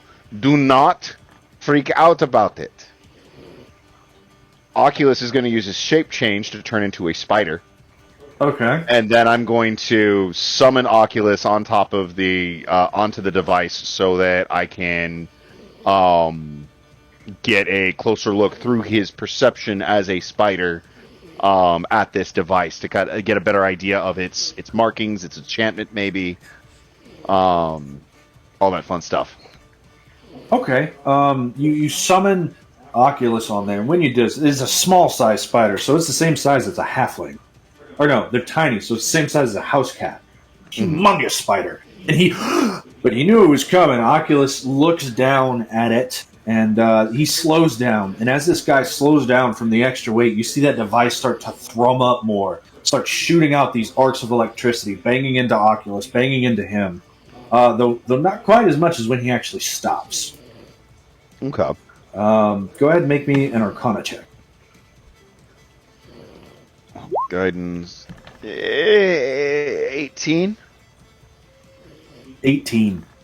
The best you can figure, have you ever seen the movie Speed? Yes. I have a good grasp of the concept. When he stops, this device will explode with the effect of a delayed fireball, perhaps? You reckon it's going to be somewhere around 12d6 and a 30-foot radius from him when it explodes? Okay. All right, I'm gonna If bamf. you can dispel magic, it would fix the problem completely. But I'm level 3. So I'm gonna bamf Oculus off, knowing a little bit more about how this You works. bamf him off and he integrates into his stops for body. a second and he catches his breath and that stuff starts to arc and he screams out and starts running again. I'm going to cast Arcane Infusion at 2nd level to try and specifically reinvigorate his muscles and their strength to give him new life into his body. Yeah, go ahead and make me an Arcana check. Okay. As you invoke the divine power in your blood and you send it surging towards him. 24. Well over the DC. You send this arcing out towards him, and whenever it hits him, instead of focusing any lacerations or superficial wounds, you focus on the micro tears of each of his individual sort of muscles and stitch that together. And he seems invigorated. He goes, "Oh, I feel better. Please, can you get me out of here?" I will try and see what I can do, but it's going to be difficult to be able to remove it. We have a scroll of silence. Would that help? If we tried to remove it in the scroll of silence? It would make the explosion very big or very quiet. But I mean, I don't know. It's not not remove magic, but I mean, silencing the magic from going off would help, right? Then we'd be able to move it without much detriment. If it was thunder damage, it would work, but it doesn't look like it's a thunder spell. From what I've been able to see to it, is it keyed in? It's keyed into his heart rate. Correct? Not so much. So it's like a momentum. It feels more like a kinetic momentum sort of thing, yeah. Would it work as well if we had Lobby shake him? Or does he have to physically move on his own? Dragon, just shake him. Well, This I'm just isn't curious. as relaxing as I hoped. I'm just curious because if it's, I was hoping it wasn't kinetic because we could just give him some alcohol or something to make his heart rate go up, and then he wouldn't actually have to physically move, and then we could remove it. Alcohol hopefully. would make his heart rate go down. Yeah. Well, I don't have drugs. I have a distinct feeling no matter what, if it went off with him on it, it's not something I'd be able to heal even post. If we can keep his... If you had like a revivify or something, you would. Maybe, yeah. I don't have that yet. I need a couple. He might not have all of his pieces, but he'll come back. He says, if we can... "Please help me. They're chasing me." I want to ask, who's chasing you? The guild. The guild. They're the ones that did this to me. Okay. I don't know. Is there a guild here? Did you drop through a hole? What? How did you know that? Wait, did you make those holes? No, but the rest of us fell through holes as well.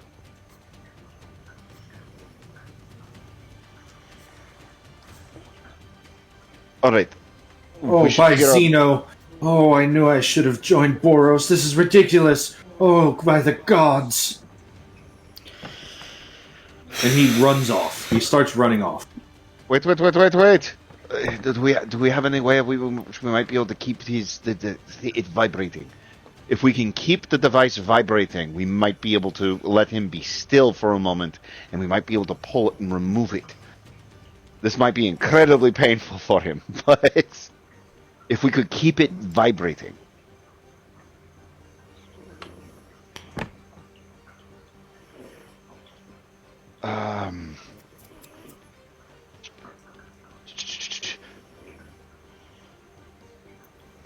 from my examination of it, do I know if the whole thing needs to be moving, or is there anything that looks like it's the actual like device mechanism that might be able to be? Is there an actual like device mechanism in there that moves as he's jogging?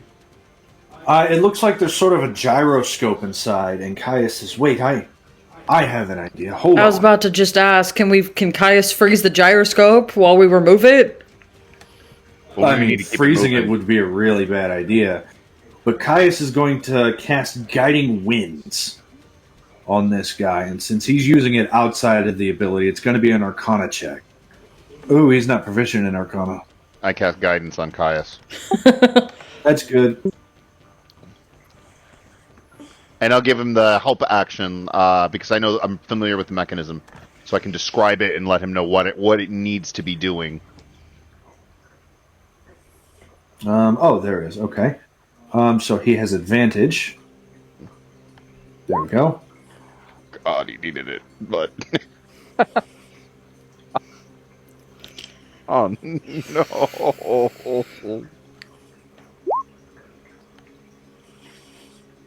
Okay. Yeah, I mean, a 6 is what he's got. He doesn't have inspiration. Can I give him an inspiration?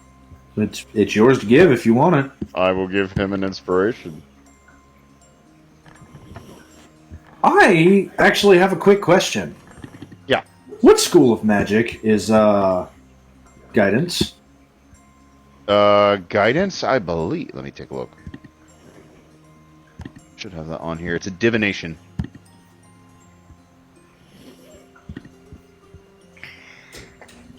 Your guidance doesn't take on Caius. Ah, crap.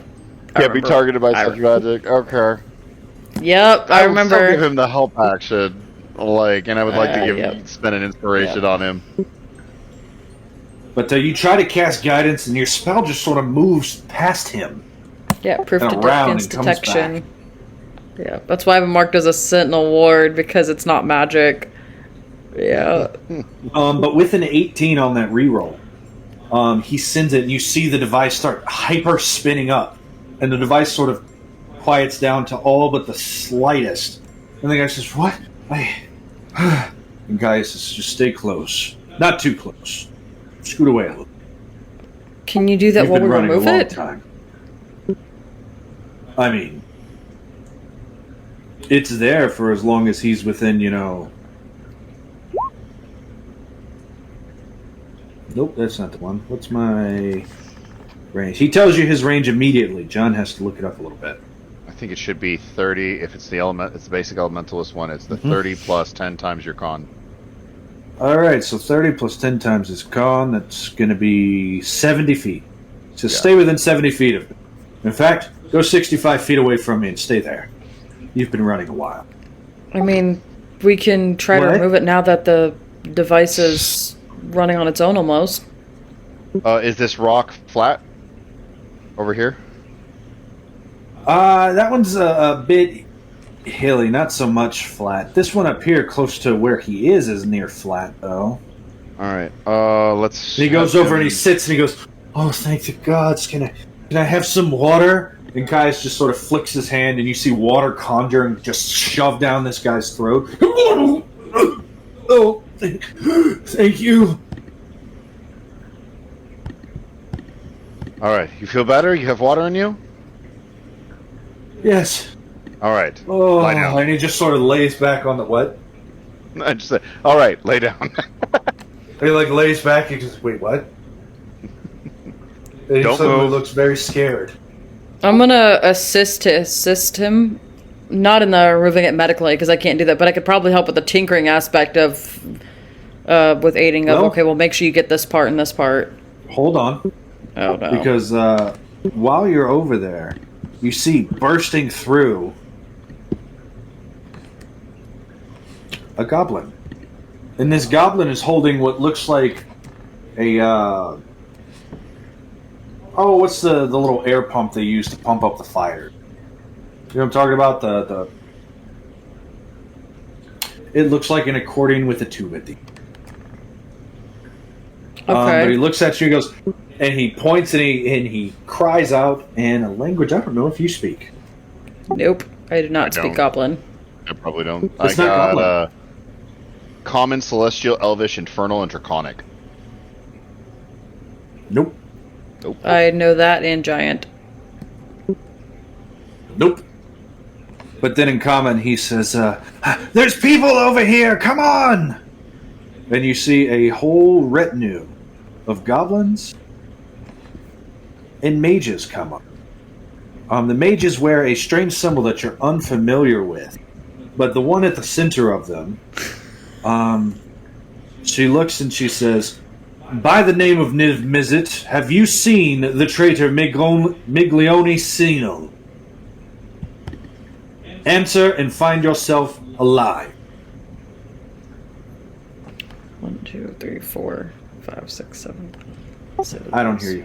1, 2, 3, 4, 5 goblins, 3 people and a mage. Alright.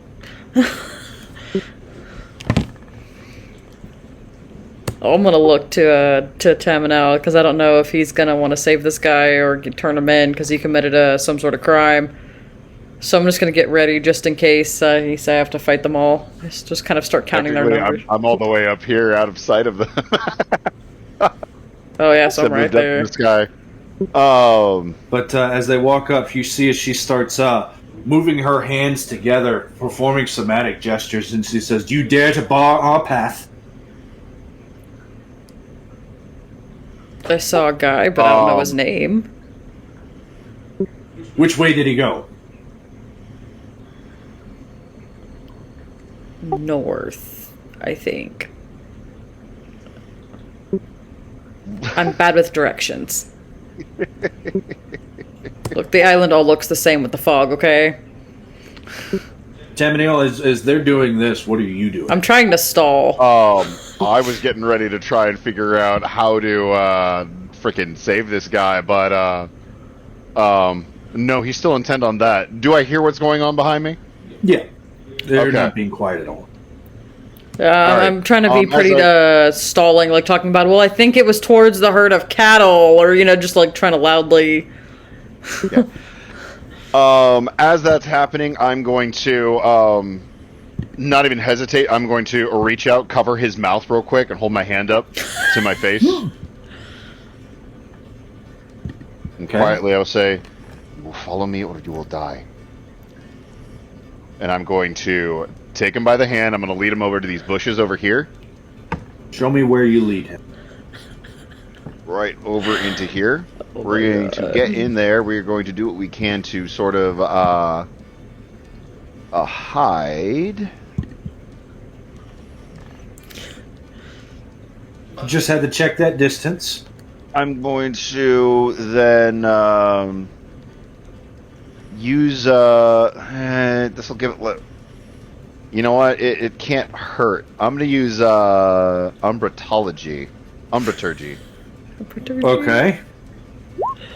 Which I'm going to use this specifically to sort of, as we kind of go over into the bushes in the shadow of this cliff here, I'm going to bring the shadows down around and try and help conceal both of us here off to the side a little bit more effectively.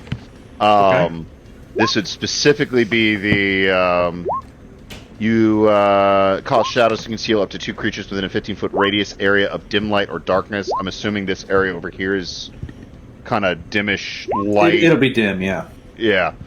Allowing to hide as a bonus action on the next turn if they remain in the area. It doesn't necessarily give us an advantage on it, but I'm also going to cast guidance on him. Whenever my turn comes back around again. And I'm going to have him frickin' hide back in here. If we can get stall for 2 turns. Yeah, this is what you do, is you run over there. Kalianna, what are you doing? I'm stalling, but I'm not impeding them. Make a stealth check, Taminel. I'm stalling, but I'm not impeding them. If they want to pass, I'll let them. But I'm kind of like, yeah, I think it's this direction towards I think there's ruins over there, or a farm building. I don't know. The place kind of looks the same. I'm new here. Never been here before. Kind of, trying to mislead them, but not outright lying. Yeah, I think it's over by that way. She curses in a language that you don't exactly understand. Watch out for the cows.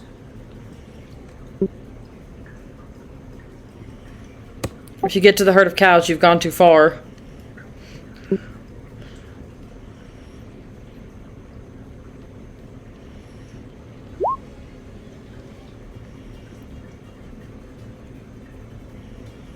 The two goblins move past you and start heading north.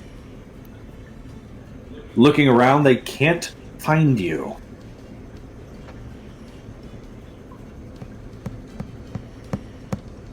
Hurry up. The woman, she says, so you said you saw him and he headed north. Yeah, that sounds right. What did he look like? I don't know if all mortals kind of look the same, I guess. What do you mean, mortals? I don't know. I was told all humans look the same. He had a weird thing strapped to him, but he was running. She looks to the other ones in the back and she sort of nods. I don't know. Something was off about his nose, though. I can't place it. The rest of them are going to start looking around as they go northward. The lady, I'm gonna ask her, hey, you're not from here, are you? Did you, you don't happen to know how we got here, right? With the portals and whatnot? You seem pretty talented.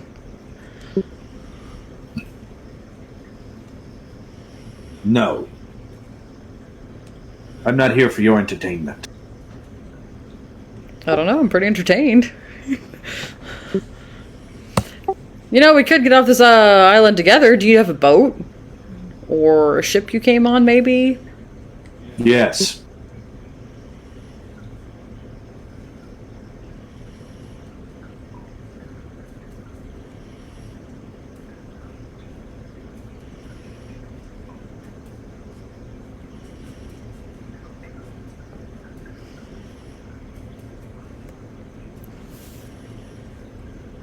These three start looking around, and you see this, as they come out, they pull out this strange device. It looks like a box. And on the top of the box, it has a small pole with a ball, and it starts beeping. And whenever they point in the direction that you saw Taminel go, it starts beeping louder. Oh, crap.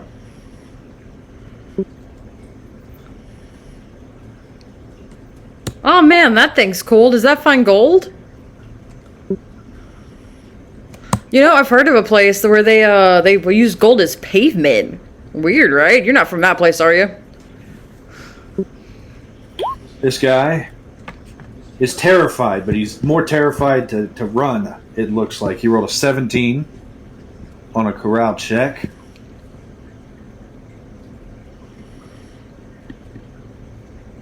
He's trying to run. He was thinking about running, but he changed his mind.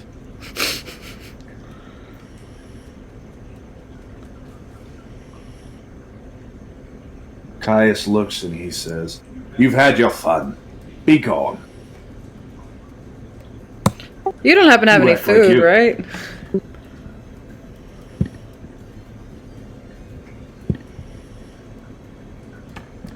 She looks and she says, And she calls out, she says, "Magoni, you're only making this worse for yourself.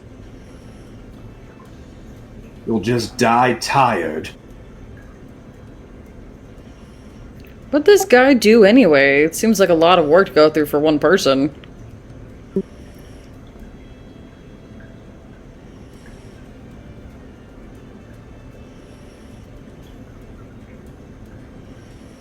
He stole our gold, our supplies, our food, and then ran off into the wilderness until he got chased by undead.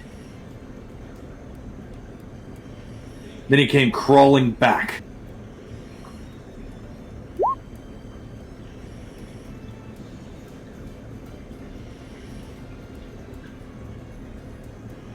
This guy, he says, You sort of have your hand clamped over his mouth. Yeah, I still got my hand over his mouth. Just gonna squeeze it briefly. Just like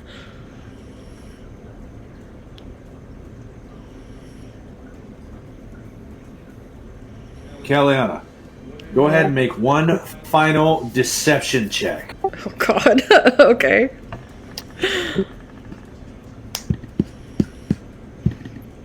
Oh, I'm not good at this. 13. I have a PT dice. Can I add that to this? Yeah, if you have a PT dice. I do. I just don't have it clicked on. 2.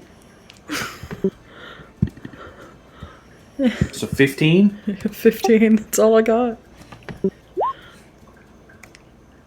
I'm not the charisma person. Where is he really? I don't know. I didn't see. She proceeds to hold a spell.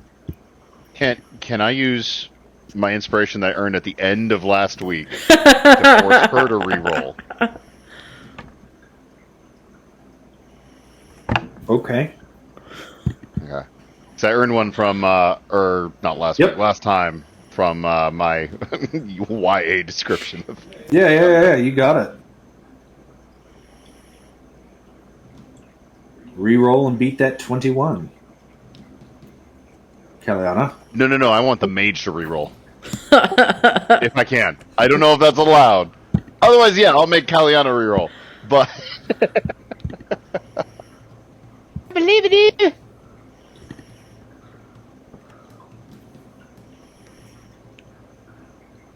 Go ahead and remake your roll, and she will remake her roll, Kalianna. Okay. A 4. That's worse. Roll a 1. Roll a 1. That's worse. A 6. Dang it! An 8. So yeah, she's going to hold a spell as she steps forward in your direction.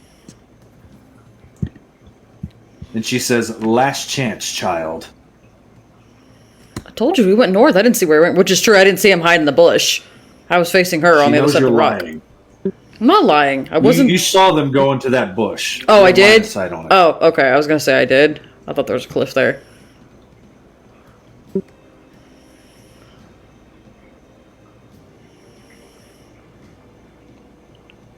I'm going to step out. I'm going to make sure he stays in there, but I'm going to step out.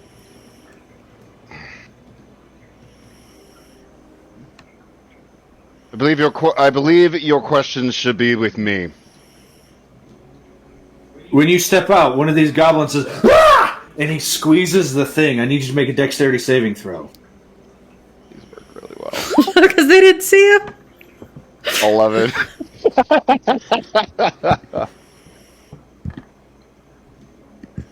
As he shoots out this pyroconverter and a 15-foot flame, a 15-foot cone blows out. You take 20 points of fire damage.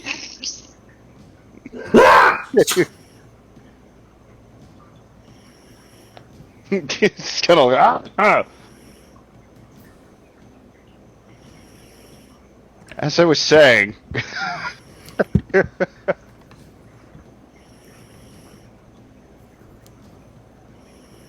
He has to make a dexterity saving throw. Oh no. Oh no. The thing's gonna explode.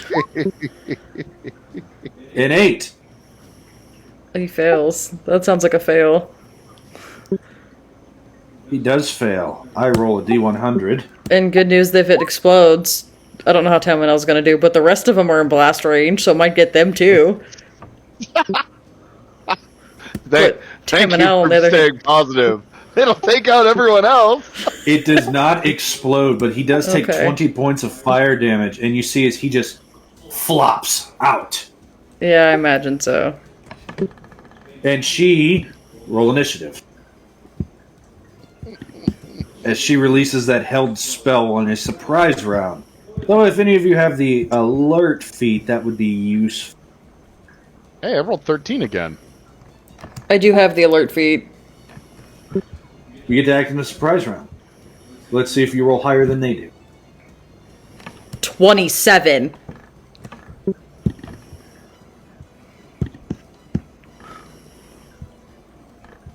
Ooh, that's a nat 1 for Caius.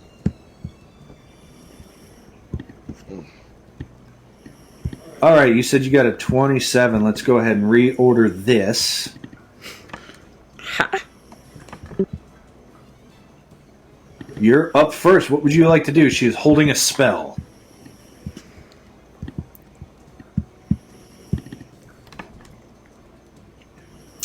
Can I use it scroll silence? The spell's already cast, so it really wouldn't do anything to her. Okay, so it's about to go off then. Okay. Yep. Then I'm going to teleport right next to her, because I doubt she's going to harm herself.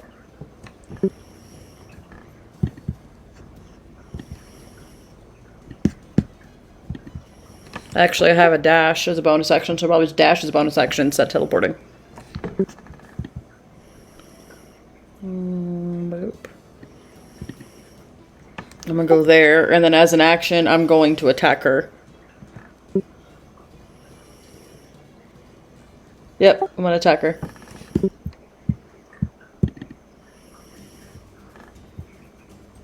Alright, go ahead and make your attack.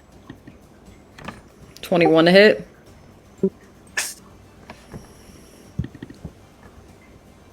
"21. She will, as she's holding the spell, she raises up a hand. She casts shield, and it deflects the blow.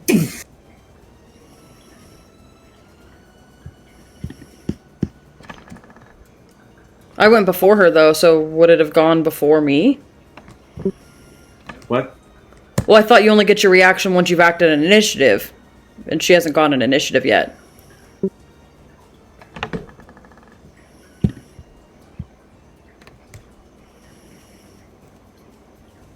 I don't understand. She started the combat. Oh, okay. Okay. So her casting shield was the start of combat. No, the start of combat was her casting the spell that she's holding. Oh, okay. Okay. Alright, you weren't. Lavi's not alert. Nope. Taminel, is he alert? No. Aloysius.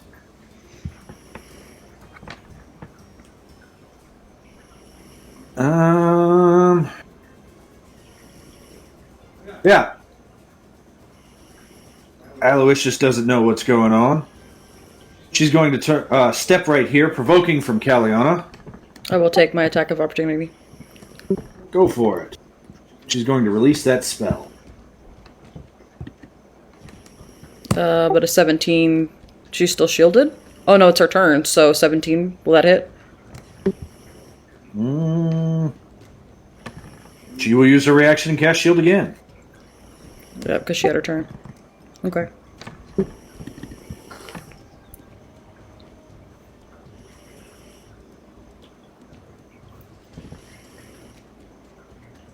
And she casts Cone of Cold on Caius and Lavi and Oculus. Yeah, that's a good cone. Oculus needs to make Constitution saving throw. DC 14, please. I would have brought Oculus with me. I just don't have control of his token for whatever reason. Oh, you don't have control of his token? Yeah. Okay, I'm sorry. Well, then I will move him there. Oh, that's weird. It's not even his token. Give me a second.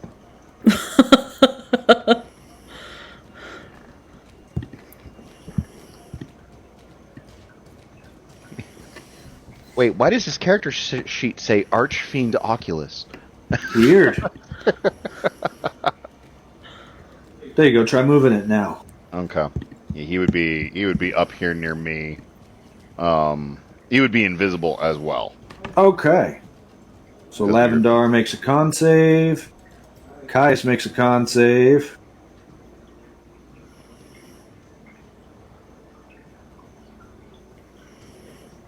Oof.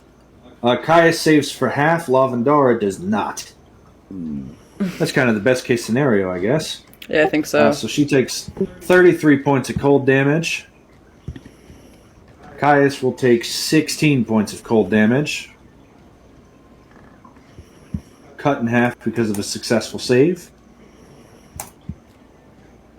And the ice sort of creeps up against him, which is going to be a nice representative of him rolling a nat 1 on initiative. Kalianna's turn. Alright, so if I step up to flank with Caius, will I get advantage? But he hasn't enacted an initiative, so I don't know if that'll work. Yeah, you wouldn't get advantage yet from that, no. Okay, would I get sneak attack because I have an ally, or no? Yes. Okay, cool. 18. 18. Yeah, she's not holding a spell. She didn't want to use all her slots. 18's gonna hit. You will do... Oh, fuck. I mean, oh, goodness. 21 points of psychic damage to her. Oh, wait, no. She already shielded for the round, so yeah, no. 18's gonna miss.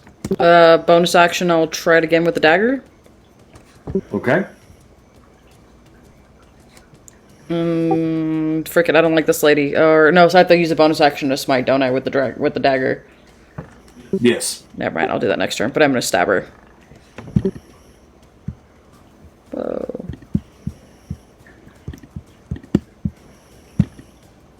24. 24 is gonna hit. For... do you have 2-weapon fighting? No, but I get sneak attack. 14 points of piercing damage. Magical piercing damage. So you conjure your soul knife and you slam at her, and it gets deflected by this magical wall of force that she sort of surrounded herself with. And then you keep spinning and you turn around with that magical dagger, and you can hear a crack and a shatter as you drive it straight into her thigh. She screams in pain before getting ready for her next turn. Yeah, that's my turn. That's all I'm gonna do. Goblin. All the 5, goblins. 10, 15, 20, 25. Yep, Goblin's going to go right here and is going to release the Pyro Converger. Lavi must make a dexterity saving throw. Good thing it can't crit. Why is it rolling attack rolls? That's not right. Lavi will save for half of 10 points of fire damage. So she takes 5 points of fire damage as the Pyro Converger goes off. Second Goblin runs up and is going to do the same thing. I really hope Lava gets to use a breath weapon on all these people.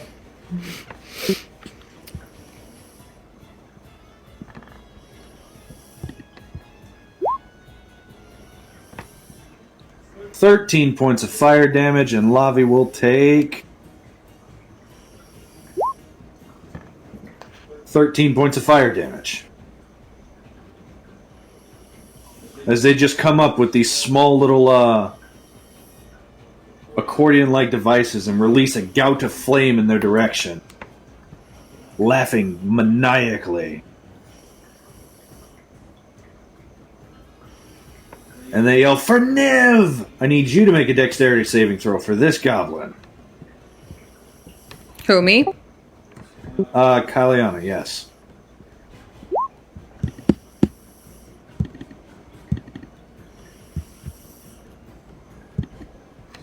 $22. 22. It will be 16 cut in half to 8 points of fire damage. Please update your token. And make That's me a my second temp. one, as this goblin up here does the same thing.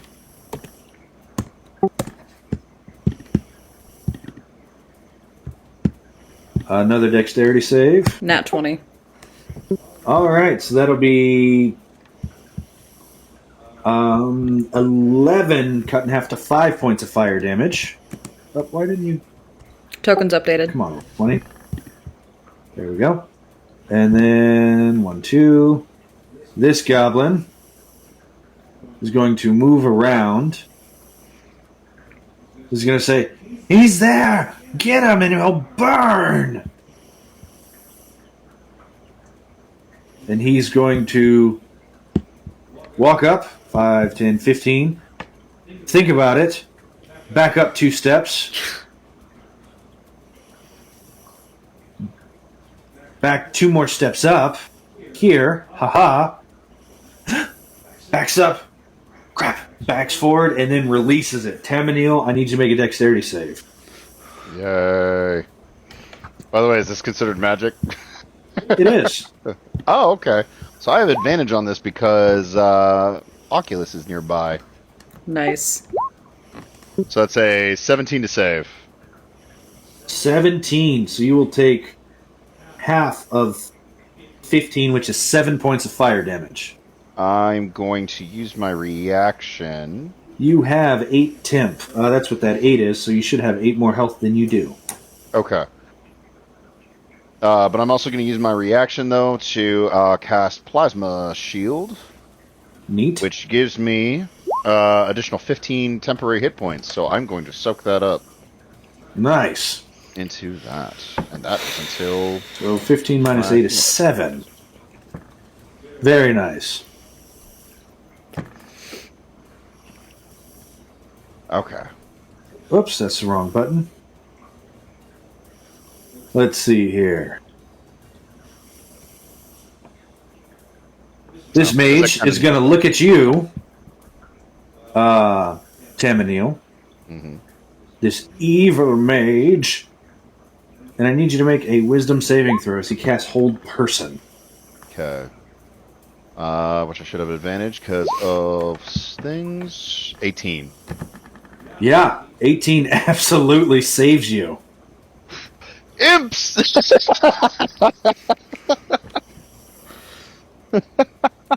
And they're immune to fire.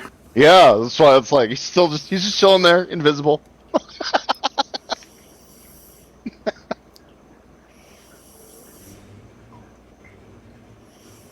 Yep, this one's going to step up and release a pyro converger on you and him. God, he's gonna be dead before. Okay. So that's another dex save. It is another dex save. Ooh, I don't think I succeed on this one with an 8. Oh, yeah, no. 8, you fail and will take 14 points of fire damage, but you have 7 more temp. So you'll take 7 points of fire damage to your health. Alright, so that should put me at... I got myself clocked at 10, I believe. That's what I got you clocked at, is 10. Oof. Lavi's turn. Lavi Breath weapon. is mad. I'll say, get them. Get them all. It's only a 15-foot cone. Unless you're in the air. And then cones or circles.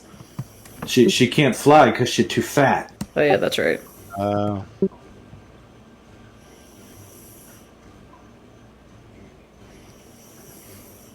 But she's very clangy as she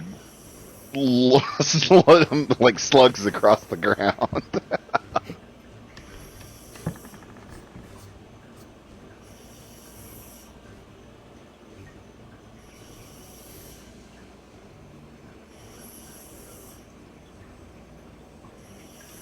Yep, she goes right there, provoking one attack of opportunity from a goblin.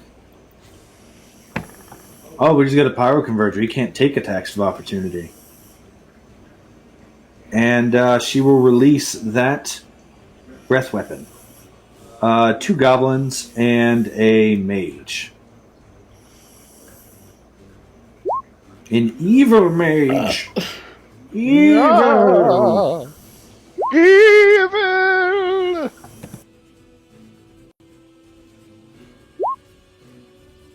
So 16 turns to 8 for 2 of them. This goblin hits the ground dead.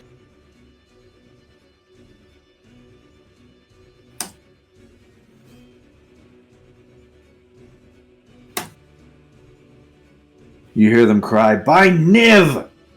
Kill them all!"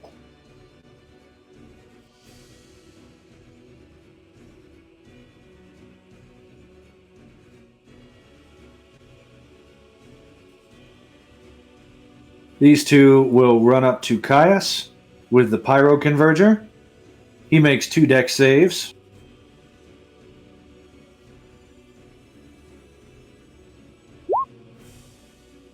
Saves on both.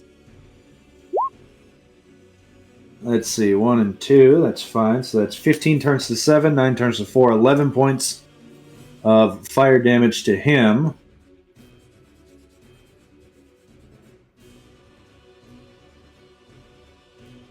And that brings us to Taminel. All right, Taminel is still going to be pretty trying to stick over here where you can kind of protect Miglione. Is he dead? Is he still look like he's breathing even though he's crispy?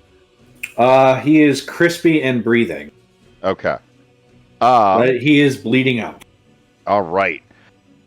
I am going to, holding that position, I'm going to cast Wither and Bloom.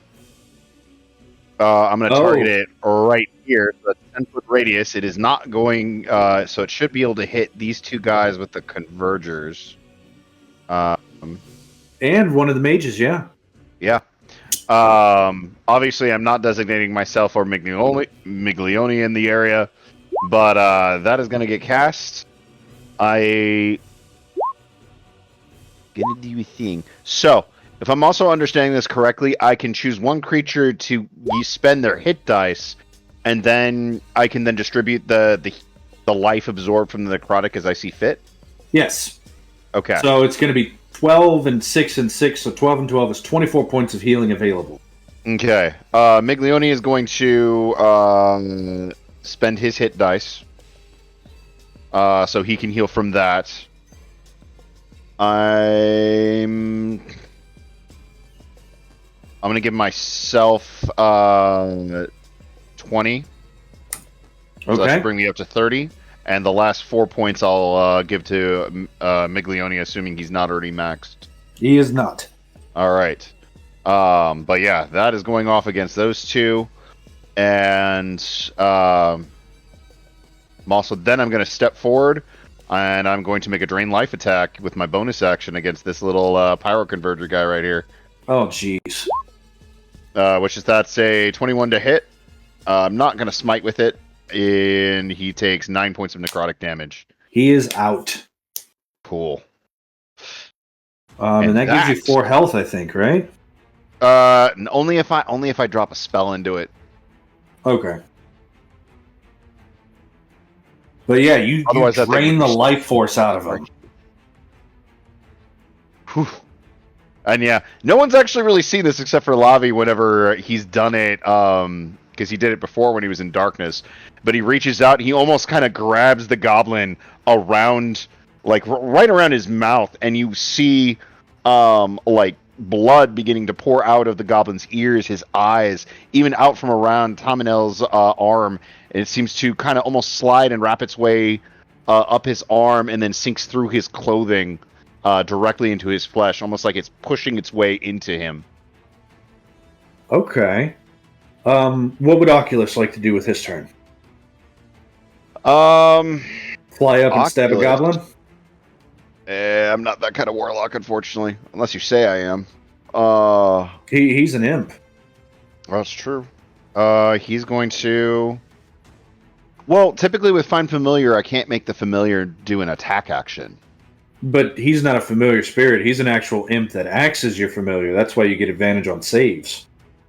Gotcha. All right. In that case, yeah. This one is hurt from your attack. All the rest of those are at full health, for the record. Gotcha. But yeah, he's an actual familiar that gets to do whatever the hell he wants, and he just happens to work with you. He's going to fly down there, and he's going to do his stingy attack. Go ahead and make your attack roll. And he was cloaked before, so I believe that's at advantage. It is at advantage. A 20 is going to hit. Goblin makes a con save. 6, he fails. He takes 15 points of damage. He hits the ground. Okay. And then he's going to back up, too, over here, right behind Taminel. Still kind of helping to keep guard on this guy. And that is going to be turn. Let me put this guy in a real space. There we go. He was there. All right. This goblin's turn comes around, and he is dead. You see the Pyro Converger start to shoot sparks in every direction, and it explodes. Taminel and this mage need to make a dexterity saving throw.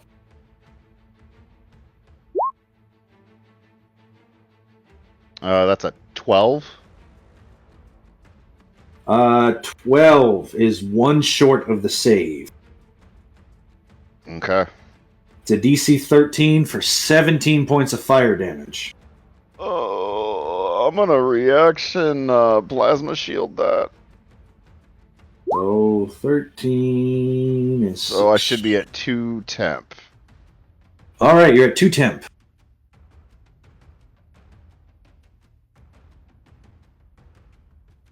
And he's now off of initiative. Aren't Pyro Convergers fun? This one launches a Pyro Converger towards Caius. An 8 on the roll, so it does go off. Caius makes a dex save. With a nat 1, we'll take 19 points of fire damage.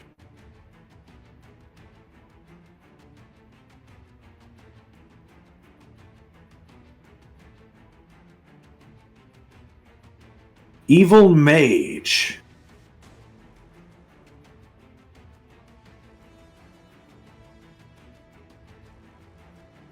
That's Mr. Evil Mage. Because he's Dr. Evil Mage. He went to school. We have to actually legally distinguish ourselves from each other. Nah. He sends 4 missiles careening at the dragon and says, "You fools, that's the threat!" And does 8 points of damage to Lavi. Because he rolled a 1 on the dice of magic missile. Remember, Lavi does have shield. Isn't Lavi immune to force damage? Lavi is immune to force damage. Oh, that's even better. I'm like, wait, doesn't she do force damage? Aloysius.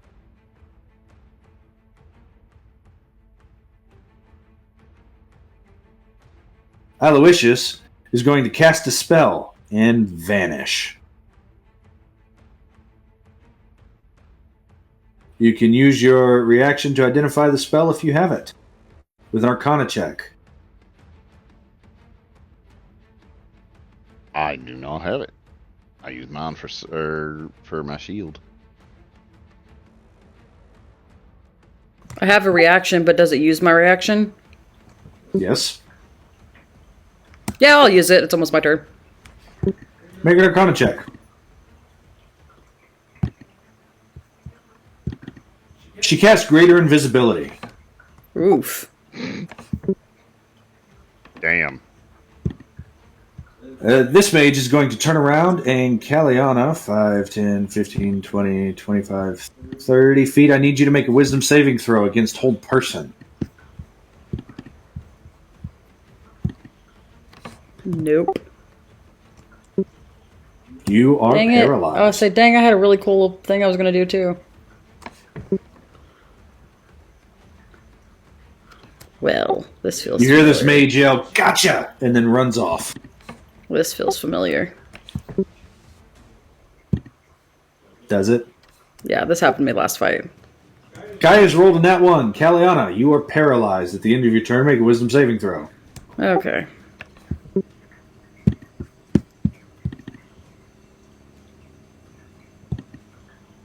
$11. 11 does not save. Oh man, I rolled Let's see, where are low. the goblins? These 2 goblins? Do I get my temp or anything because it's been my turn, even though I can't take actions? Yep. Okay. Yep. Because that happens at the start of your turn. Settle for that.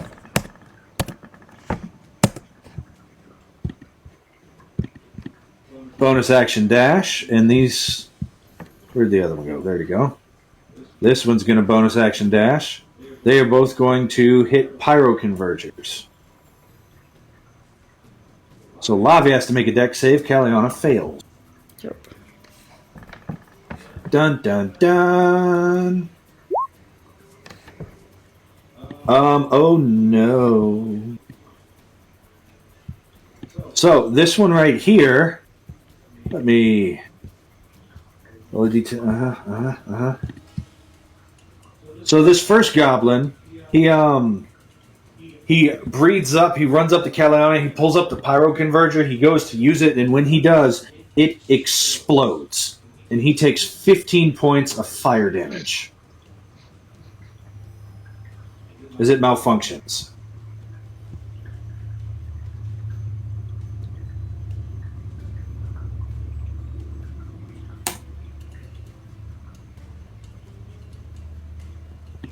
I'll just add a red one. There we go. This one down here gets a 2 for the malfunction. 2 plus 1 is 3. Doesn't malfunction, so that's going to be 15 points of fire damage at Kalianna. You said 15? 15, 1-5, yes. And Lavi saves for 7.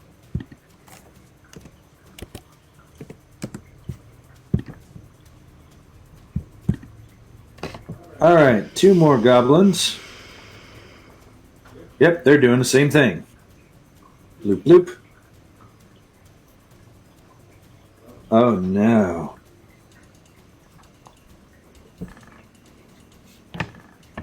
This one explodes and takes 9 points of fire damage.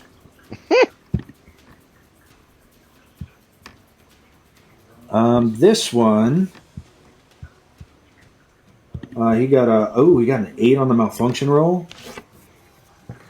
Explodes and takes 14 points of fire damage.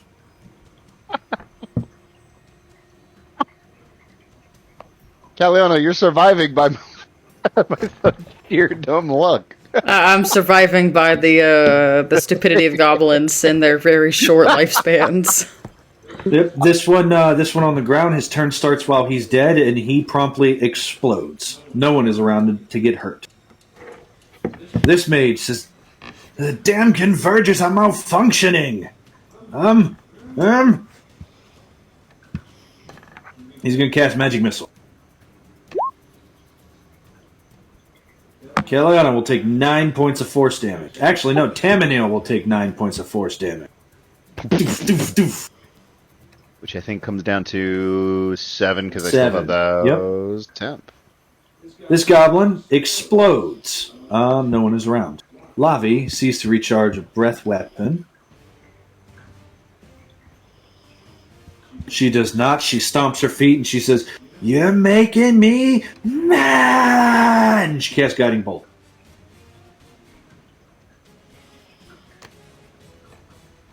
At who?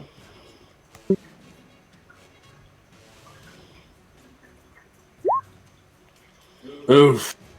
Oh, jeez, Lavi. She shoots and fires at the mage that ran off holding concentration on the spell against Kalianna. That mage makes a concentration check. Kalianna, you are no longer paralyzed. Oh, thank God.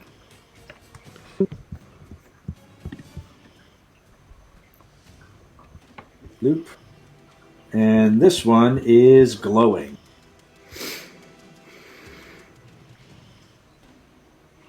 That is Lavendara's turn. She's going to move. Man, where are my tokens all messed up? Oh well. Yep, that's her action. She doesn't have a good bonus action, so she's going to move here and make sure she's in range of some mages when they go to run. Goblin. Let's see, 1 and 2. They both use Pyro Convergers against Caius.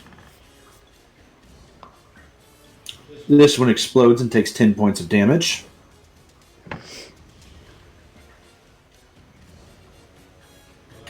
This one gets a 4, so his will go off and deal 17 points of damage. Holy moly. His goes up to a 2. And he makes a dex save against 17. Saves for half. 17 gets cut to 8. He's still up.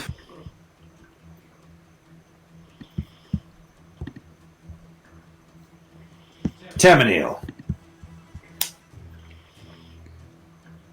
I had a lot of goblins explode in the first round.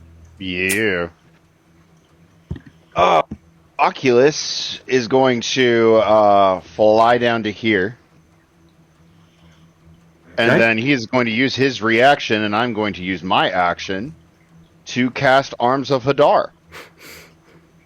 And because he is a familiar, I can cast any spell with a target of self through him. So I'm going to cast that. That's a 10-foot radius, isn't it? 10-foot radius, and Caius should be just outside. He is, yeah, he is. Should cast those 3 there. You know what, screw it, I'm going to cast it at 2nd level. Oh, I didn't program this one. You should be able to just drag it onto your sheet. Give me a second, I'll do that for you.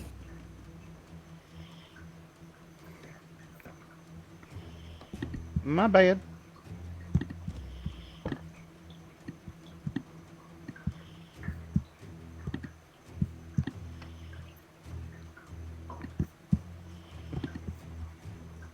All right, that should have added it.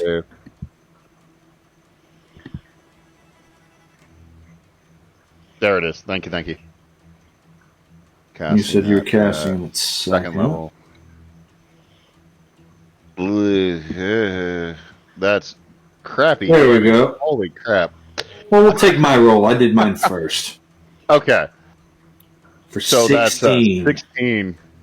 All right, so that's save. 1, 2, 3. It's 4 strength saves, Mason. Ooh, I caught her. I found her. You found her. You played Battleship and you won. The 3 goblins fail against the damage. She is not good at strength saves. But she does save for half. All right. So that's going to be, what was it? It's 15 points of damage? 16. 16 points of necrotic damage. Let's see. You take 16. You take 16. You die. And she will take 8. Somewhere. And then I'm going to go 5, 10. She makes a concentration check. And she holds concentration. All right. I'm going to go 5, 10, 15 to there and use my bonus action to life drain this mother trucker. There it is. There we go. So 5 points of necrotic, 13 to hit. To the goblin? The goblin, yeah, the one that I moved right up next to. All right, you go to swing out. A 13 does not hit the goblin. It sort of nimbly ducks and dodge under the way as you reach out with this life-stealing attack. He says, "Oh, no, you don't!" And he gets ready to blast you with a pyro converger.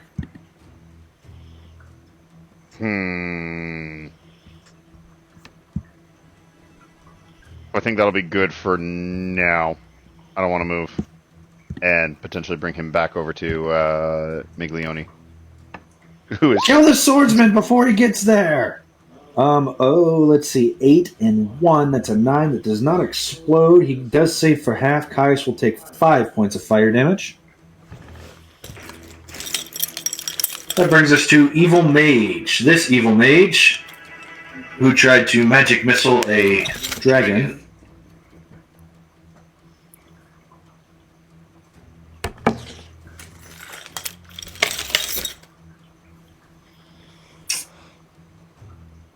Yeah, he's going to cast Hold Person on you, Mason. So go ahead and make me a Wisdom saving throw. He attempts to paralyze you. Yeah, I don't got familiar near me, so that's a 7. 7. You are paralyzed. Yep. I should go ahead and put the paralyzed token on, please. Gotcha.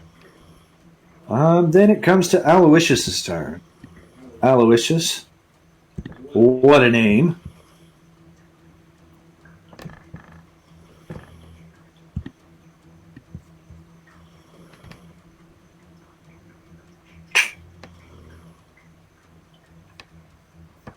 Yep, she will hold an action. You're back. Still listening. Okay. This mage who lost concentration is going to 5, 10, 15, 20, 25, 30, 35, 40, 45. 10, 15, 20, 25. Up, those rocks can't do that. 5, 10, 15, 20, 25, 30. Run to right here and cast Hold Person on Kalianna again. Go ahead and make that wisdom saving throw. Yep.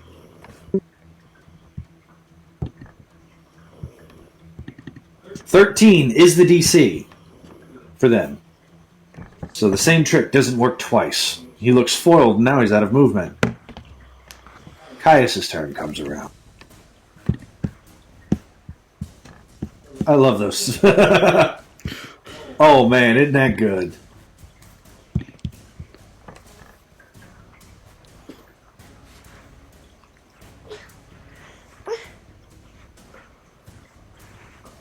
Ten feet to right there, Caius is going to use a sweeping strike with his first swing, trying to attack both the goblins.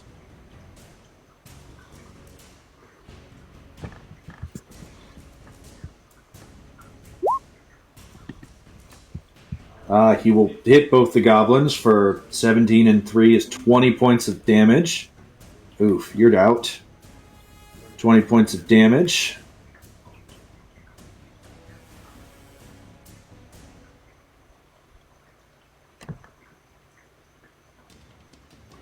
Oh wait, that adds my d6 to it.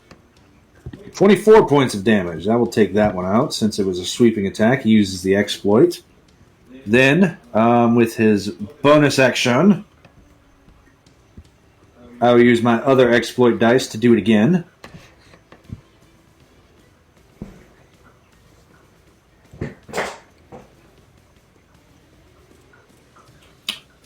And crit.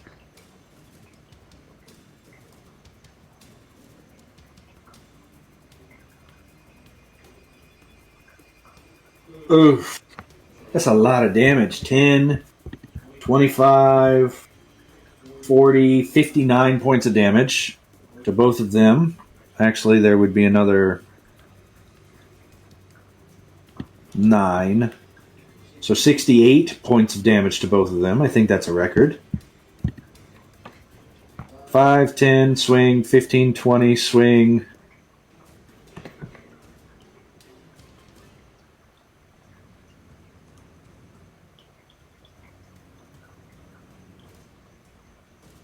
"35 feet to right there, and he will action surge.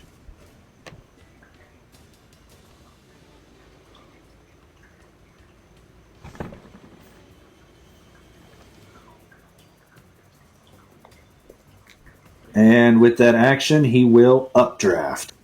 So he's going to come up to you, and he just sort of raises his hand like this. And that's going to be, let's see, 3 mages make strength saving throws.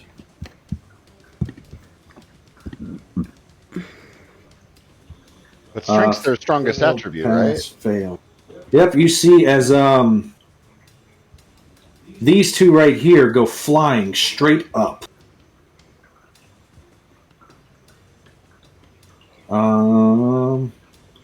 For 20 points of damage, and they fall prone.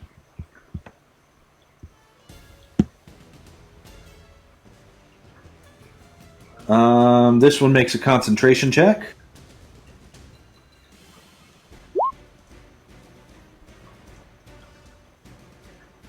Drops concentration. So you are no longer paralyzed. Yeah. As he is prone. And he is prone. And then with a bonus action.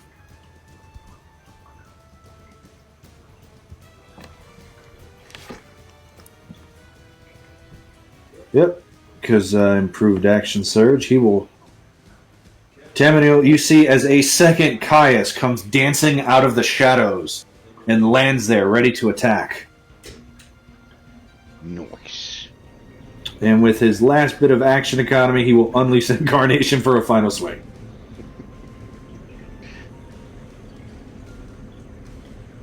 For 16 points of damage. Which would be enough to kill him. So, 1, 2, 3, 4, 5, 6 goblins killed, and 2 mages sent flying. That's a good starting turn. Yeah, that's a good start. The Master of the Wind, the Arrow Knight, concludes his turn. Kalianna, it's up to you. I'm going to shout, where is she? Somewhere near Oculus, I think.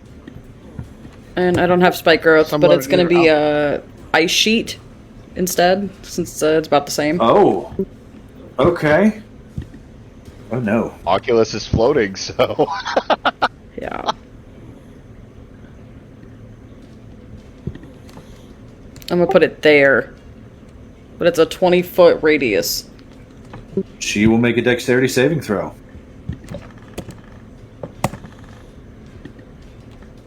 You hear the sound of someone falling prone. It sounds remarkably like whoop.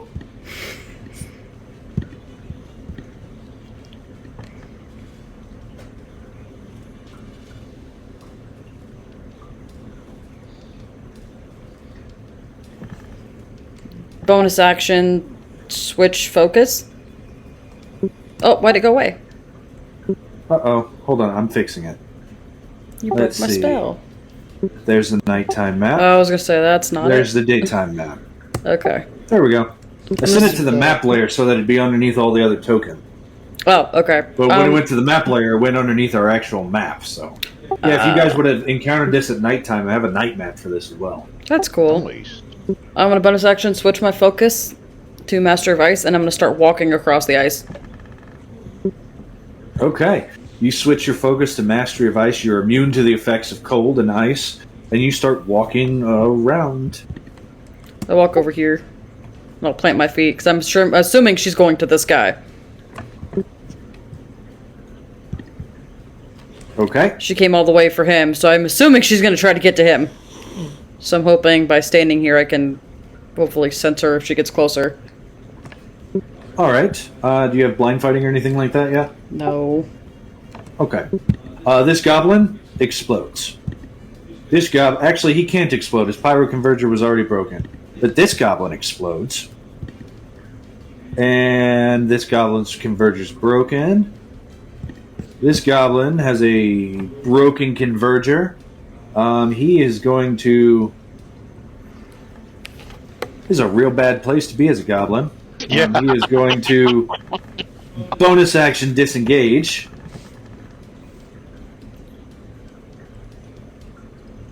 Move right here. Grab a converger. I think that one blew up already.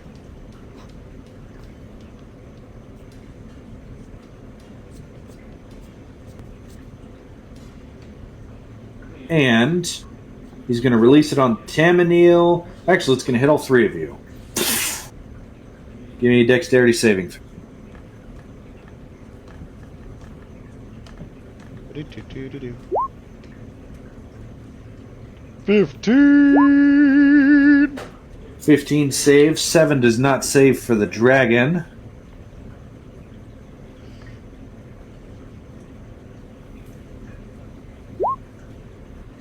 $15 saves for him.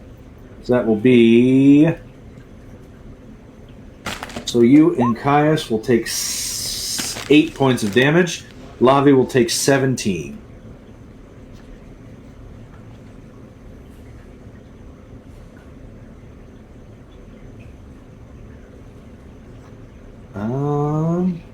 And his converger goes up to 2 points. Ooh. What a fun little item that is. This mage is right next to a dragon and does not want to be there. He's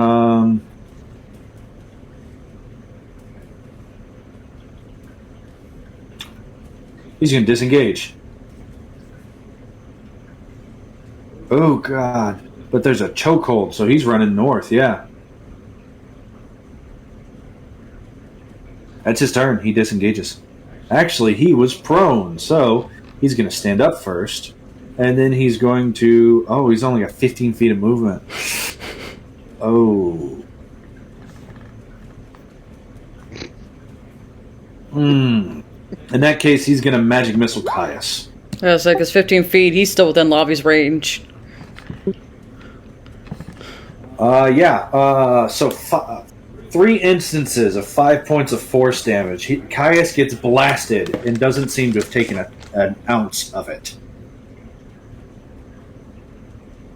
Nice. I don't remember how he does that. He ignores the first 5 points of damage. Oh, that's right. He's got like DR. That's right. He's got like DR5 because of the feat, Myrmidon. That's right. That's right. He ignores an amount of damage equal to his dexterity modifier from every source.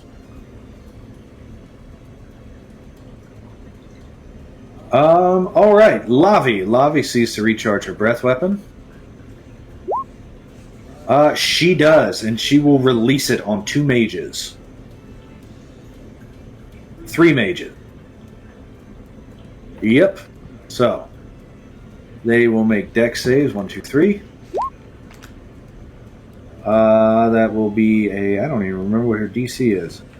Fail, fail, and where's the third one?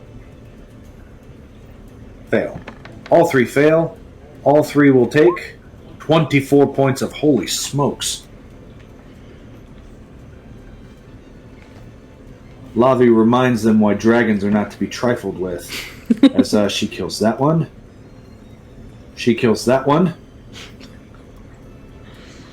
And she kills that one too. Way to go, Lavi. Punish them. Atta girl.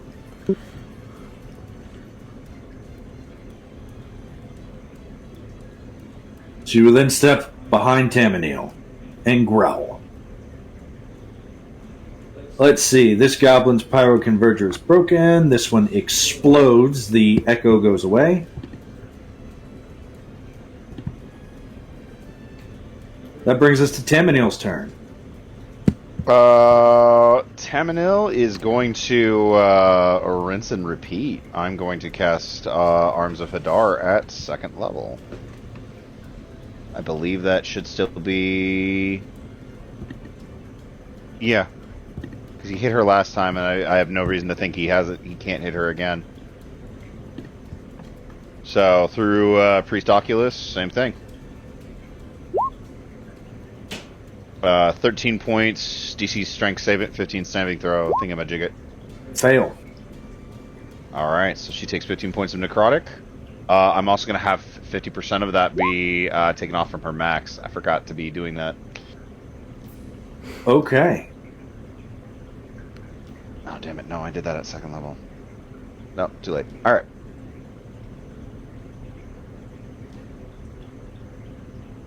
And you see her prone on the ground as she fails her concentration check. Nice. It takes... Okay. She will Bonus release deck. her held spell when she is visible. I need Caius, Kalianna, and, well, Oculus is immune to Fireball. So dexterity saving throws. 22. You will save for half. Caius will save for half. They are dead, so I can delete that stat block. So Fireball. Here we go. At 3rd level. 24, cut in half to 12 points of damage to the 2 of you. 12 minus 5. Alright. And then I'm going to use my bonus action to life drain this unlucky little goblin right next to me. Yep, go for it. That's an 18 to hit. 18's absolutely going to hit. 10 points of necrotic damage. He hits the ground, and you see All right. sparks starting to fly. I'm going to step this way. Oculus is going to float over here, over to this woman. He's going to say, Espiritu e Sancte, and then he's going to stab her with his tail. Make an attack at advantage because she's prone. Oh my god. 14. 14 bounces off of her mage armor. She sort of swats it away. She looked real mad. Did I say the wrong prayer? Oh well. Have a good day. He's gonna start floating away. She's not making an attack of opportunity. She's saving that reaction. Yeah, he's gonna float away over here towards. This goblin explodes. This mage is dead. Aloysius tries to stand up.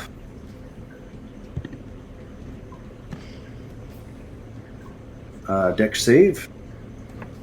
She does stand up, shakily.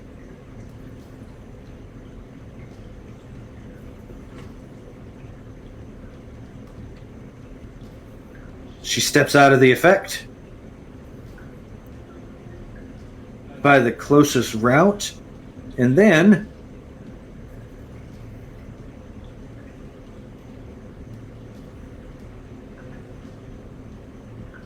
I need all of you, with the exception of Oculus, to make a save against a fireball. So dexterity save for Taminel, Kalianna, Lavendara, and 17. 9. 17 I'm will gonna probably plasma save. shield this. Let's see, her DC is a 14. So Lavi fails.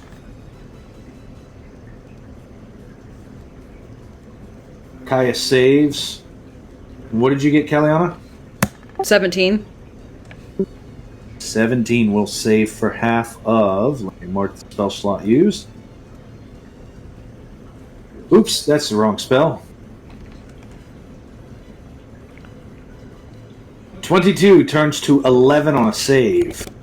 Definitely casting plasma shield as a reaction to that. So I'll gain another 15 temp so that I don't die. So 22 minus 15 is 7 points of damage to you. This is such a great spell. I love this spell.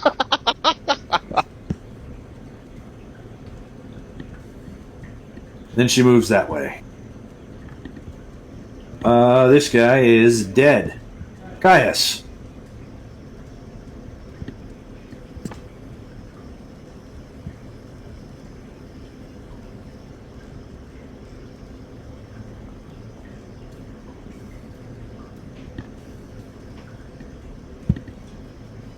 Will summon his echo here, move it, and then use an action to switch places with it.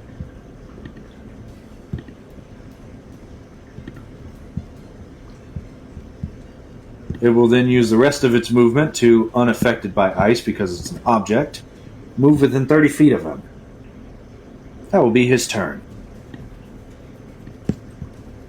Kalianna. So I had a similar plan. Go after. Move 30 feet, unaffected by my own ice. Yep. Gracefully standing in front of you to strike. Okay. 4 feet of movement. That's a bush on the other side. Am I able to get to there if I have movement in flank?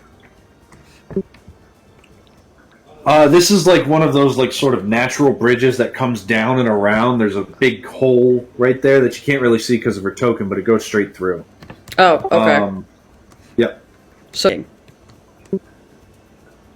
I mean, you can go to the complete other side of her if you have the movement for it. yeah, I can dash as a bonus 10, action. 15, 20, 25, 30, 35, 40 feet. Yeah, you're at 40 feet already. I can dash as a bonus action. I was asking if I had the movement, though. Could I get to the other side and flank? There's a tree there, Yes. so I didn't know. Okay. So I know I have the movement. I need to know if I could, because there's a tree. 5, 10, Okay. 15. Oh, yeah. No, I have dash. It was a bonus action because I'm a rogue. All right, so you bonus action dash with your cunning action. Yep, and then I'm going to hone the blade and spend 2 power points, which will give me a +1 to attack and damage. What's the? I thought that took an action. It says it does not. It says you can send psi points against your soul knife's attack rolls and damage. You gain a bonus to attack and damage rolls with your soul knives depending on the number of psi points you spend. This lasts for 10 minutes. Does it tell you what kind of action it takes? It does not. Then it takes an action. Okay, then I will not do that, and I will spend an exploit if I hit. At advantage. Because flanking.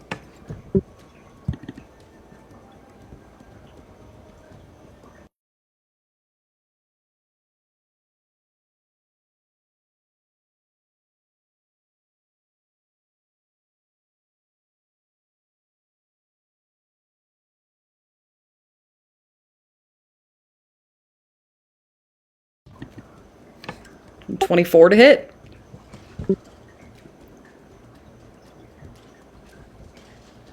Uh, 24 absolutely hits. She can't even shield out of that.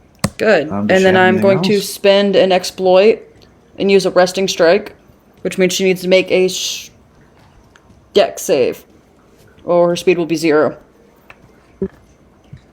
Okay, she gets a 9. Fails, so her speed is 0. So let me roll another d6 for damage. D6. That is a 6. So 6 and 6 is 2, and 14 points of psychic damage to her. And you cut the back of her leg with this side knife, stabbing it in, and you see her leg go dead. And her leg sort of collapses, the whole thing getting pins and needles and going numb. Whoa. And she can't move. I unplugged my light.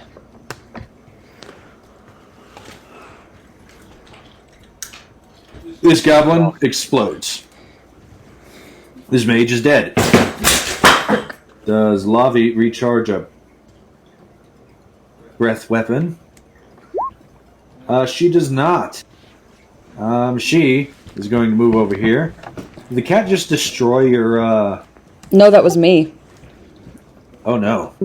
I didn't realize my light wasn't plugged in.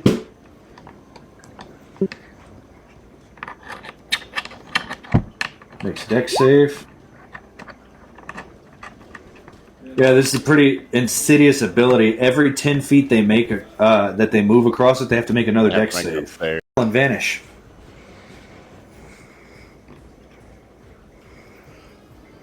That's her turn. Caius is going to look around.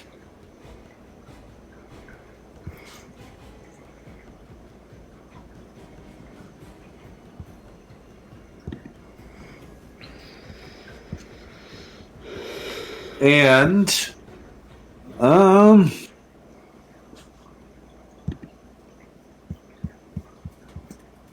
yeah, he's going to, as a bonus action, you see these 3 large balls of water start orbiting him, and then he blasts out with storm straight at Kalianna.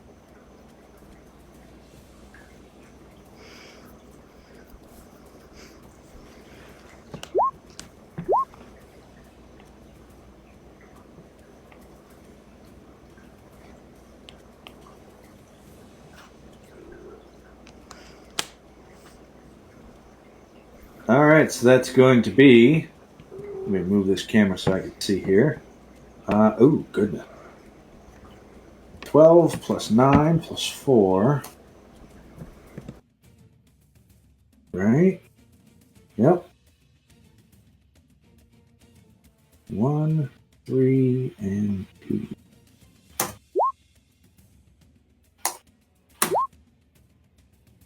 Kalianna, you will heal for 31 points of health.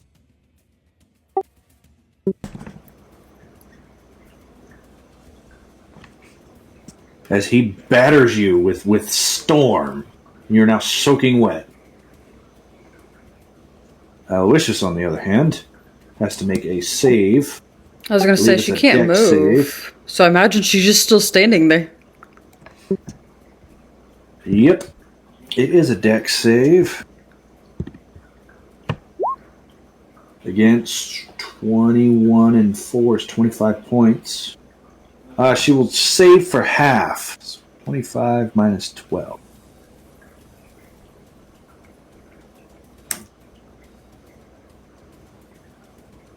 That is Caius' turn. And she appears. She has broken concentration. Nice. She raises her hands up in defeat. Kalianna.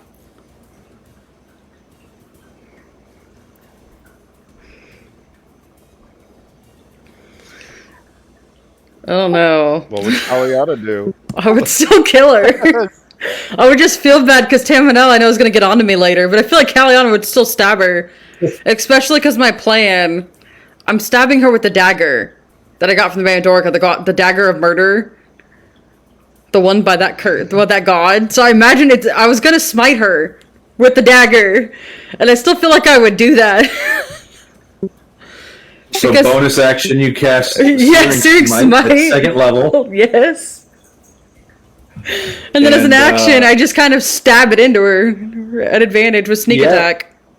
Yep. Go ahead and roll at advantage with sneak attack and add 2d6 necrotic damage as she catches on death. Yeah.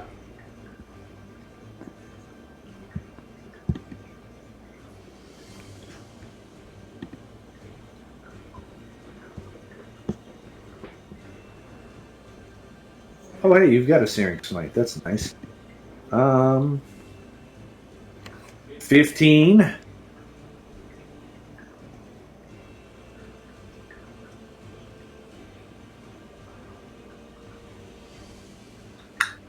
Fifteen's gonna miss. As her you go to stab into her, and she goes, "I surrendered!" And her mage armor deflects the blow. You're still concentrating on Searing Smite. Oh, good.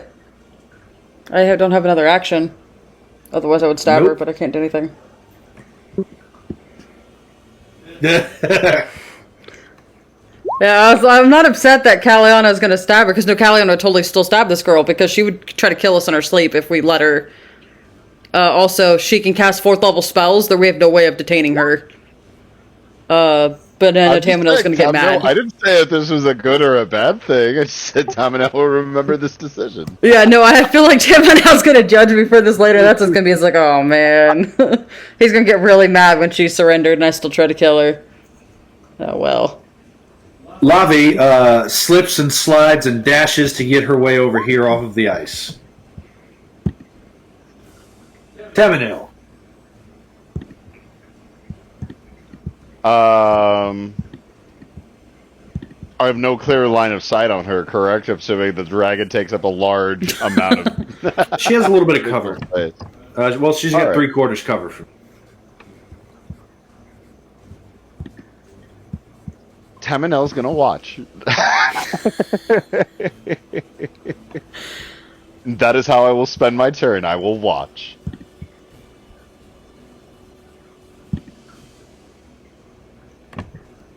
Aloysius.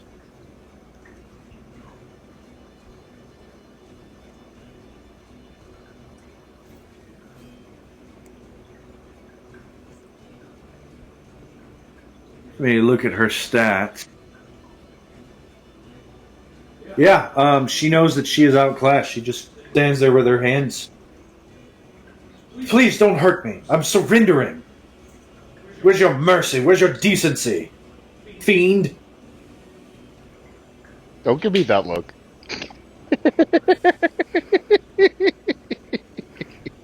Caius looks at her and he says, "You would beg for mercy on your knee. Tell me, where was that mercy for Miglione Cinna?" And he casts Updraft. I feel less bad now. Because you're not the one who does the killing blow. No, but Prince Regent of the area, I feel like has more authority to murder people on his land than I do. It's less judgy. I feel like it's like, well, I mean, you can question the prince and crown prince's role. She get a 15, she got a 7. So she gets launched straight up into the air, hits the ground for 21 points of bludgeoning damage. And she's out. Dead or just unconscious? She's an enemy, dead. Nice. Very rarely will your enemies ever go into death save. NPCs don't get death saves. That will bring us out of combat. Yeah.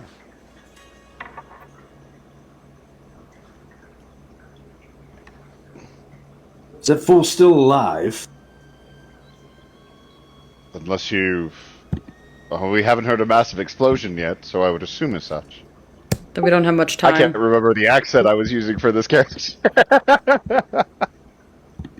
That's why I've been holding on to the wind in his chest this entire time. We should hurry. It should be alive. We should see if we can possibly remove it. Maglione! When you left him, he was in death saves.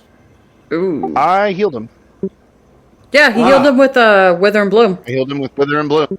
I That's assumed he right. was sitting there either A, because this guy was smart enough to realize, hey, these people are fighting on my behalf. That Yeah. look, I'm either gonna die or not. Or He's just sitting there rocking, and he's like, "It's not true what they said. It's not true." Miglione. He's just sitting Dad. there rocking. He looks terrified. Before I Is go he over looking at there, I want to search her pockets to make sure she doesn't have like the deactivate button or something. You do find Miglione, stand up. Detonate. yeah, right. Here goes the supporter girl.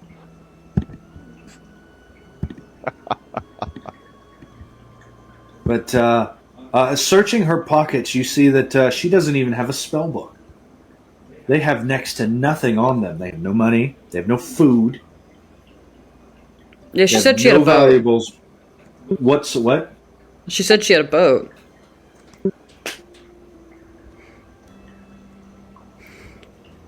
Yep, but you find nothing on her of any sort of value. I don't care. She's a boat. That's just sitting there. She does Somewhere. not have a boat on her. No, not on her, but there's a boat somewhere on this island, somewhere on the coast of this island. And I'm But it just is saying, important to specify that it's not on her, because that is a thing. yeah, no, I All the imagine boats do exist. the feather token. I was gonna say the feather token. All right, I'm gonna go try to help Taminel deactivate this thing. Miglione. You see him, and he says, "During the fight, it was damaged." And he stands up, and you just see it start sparking out. His forearms are covered in burns and damage from him holding it in like this. We should hurry. I don't have time. Onto the rock, quickly. Miglione.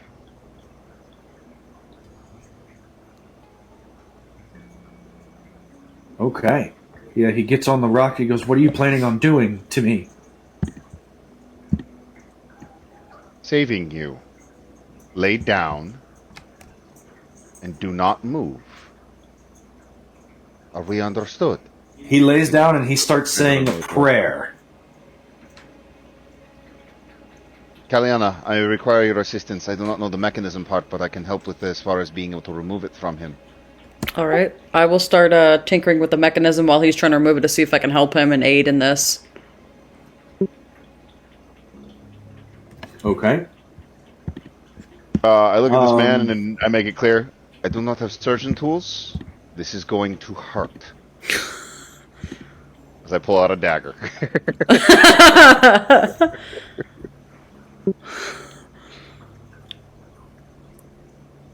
You hear the sound of ice tinkling Looks like Caius is making medicine tools. Give him a minute. as a set of surgeon tools made out of ice sort of lands on the ground next to you. Because shape water is the very best of cantrips. Yes, it is. Thank you. You shape water into the shape that you want, then you use a second use of it to freeze it. You have what you want made out of It water. should actually also help too with helping cool the skin and slowing down his blood flow. So it should help actually with a little bit. I'm not proficient in medicine. I don't care about that. He uses second wind. I'm trying to say thank you, Caius. Oops, that Your was the wrong kindness knows few bounds. button. There we go. Second wind. He heals for 22. All right, let's get to work. Grab surgeon tools. I start, I guess, trying to do my best to remove it from around, because you said it was embedded into his chest, like between his bones and clavicle and stuff. Yep. God, this thing would be so fucking painful. Yep. Yes.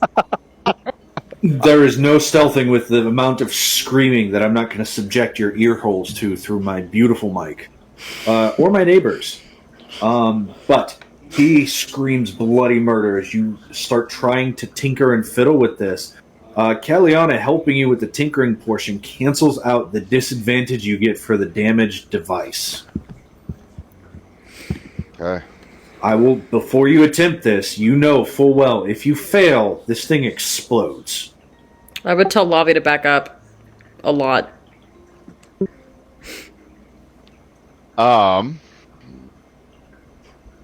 Also, beforehand, I'm gonna do a Frozen Sanctuary and give myself 20 temp. I have a choice. I can either try and heal myself a little bit with Arcane Infusion, or I can save that for Plasma Shield. You see a bunch of water come flying at you at high speeds.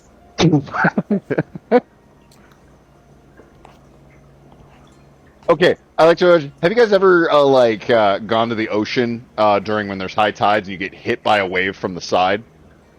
Mm-hmm. I did this one time and only half of it hit with enough impact that only actually half of my body got wet. The other half stayed dry. So it's I like to imagine it hits Taminel from the side and half of his hair just flattens. The other half is still fluffy. You gain 29 health. Okay, that's definitely going to help. That puts me at max. All right. As the water just sort of, you see it just sort of conjure right next to you and then slam into you at high speed. And your wounds sort of stitch together from it. Okay. While she handles the tinkering portion, I'm going to have Oculus give me aid by holding the tools and handing them to me as I need them. Yeah. You already have advantage and disadvantage, so it's going to be a straight roll. Okay. Okay. I got guidance on this. Okay. The dice. Hold your fate. Oh, man. But it's better than disadvantage. 14. 14.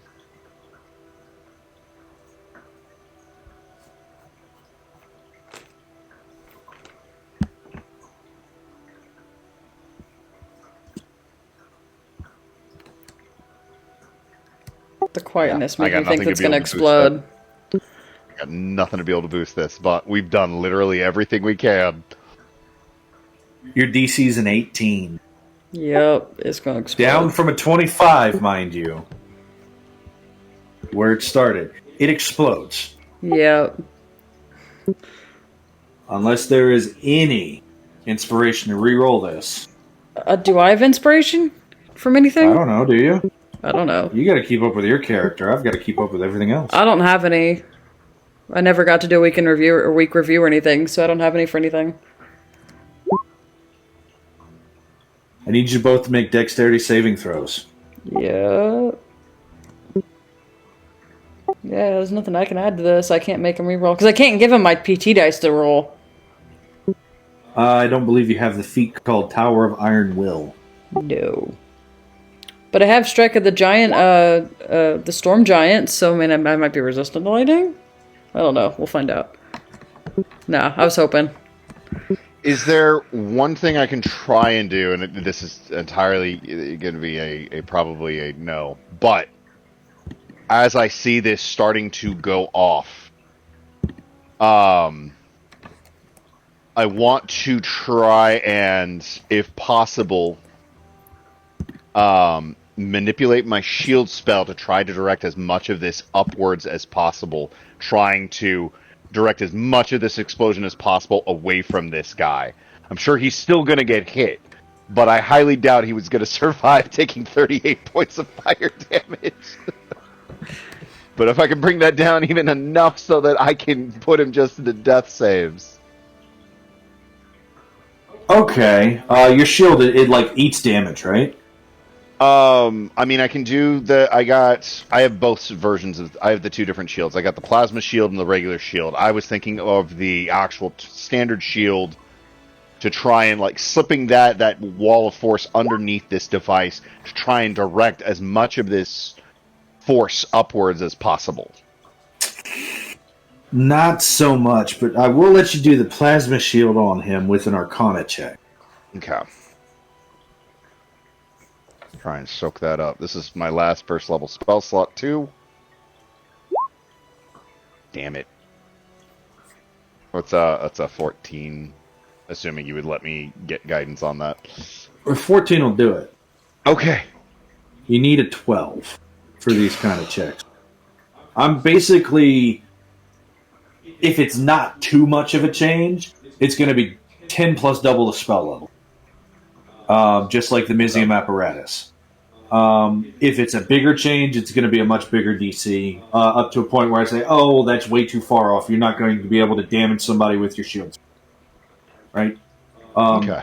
But with a 14, I'll let you subtract a D... What is it, a D12? It's, for that shield, it's, 15 temporary hit points. Okay. Is what it would be. So he gets 15 temporary hit points. Caius, with his reaction, casts Elemental Shield on him and on Kalianna. Because as a water kineticist, he can hit 2 people. So Kalianna subtracts the first 9 points of damage. And then for my own deck save... You would have to give up your deck save to do this. Then I'll give up my deck save to do this. So you will take the full brunt of the... I feel like someone else. I feel like he should have done the thing to someone else. Out of all of us, I had the most help. And Tim! 38. I could have ate You it. take the full 38 points of damage, Mason. Taminel is unconscious. He is out. I would have been fine. I would have barely been at a temp. But to be fair, you matter more to him than I do. He just met me. He doesn't give a crap about me. Oh, God. I could have lived through this. I'm useful. Taminel, Yes. you hit the ground, charred and fried. And this guy sits there taking -5 damage between you and Caius. He takes no damage. Oh, shit. So he is standing there, somehow completely okay, and Taminel hits the ground, dying.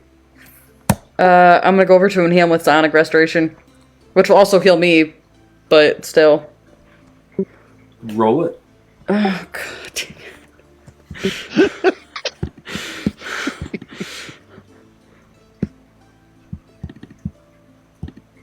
38. +5. Holy smokes, you cast it that high? It heals me too, per power point I spend. Okay, so 18 And it's an points immortal of health discipline. to Taminel. Yeah, and it's an immortal discipline, so I heal from it. Oh, God, that hurts. Oh. He sits there, tears streaming down his face. You saved me!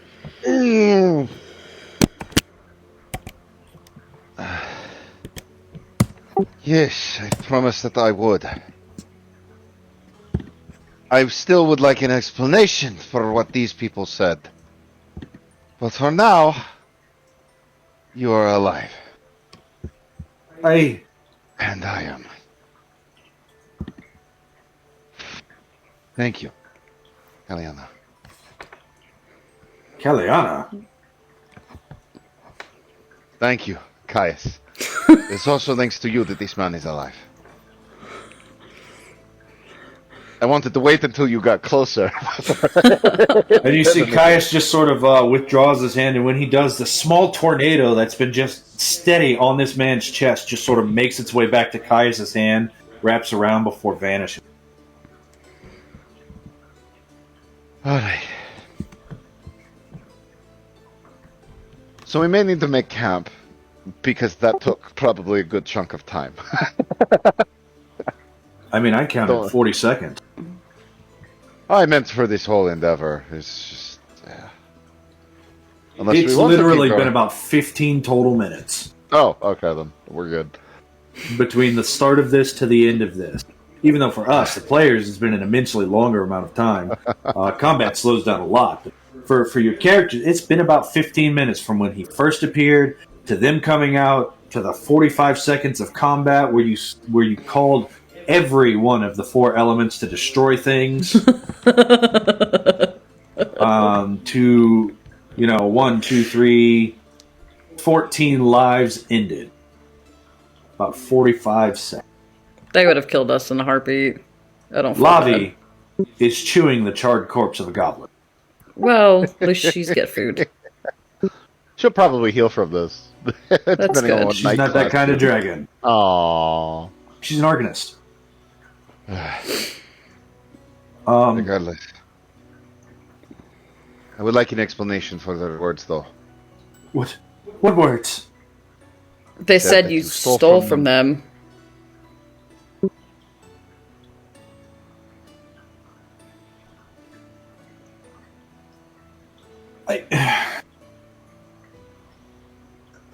Yes, but for good reason. We didn't have any supplies, and we met some group of people on this island that had a ton of supplies. They were going to kill them and steal their stuff, but I took the money and I tried to buy it.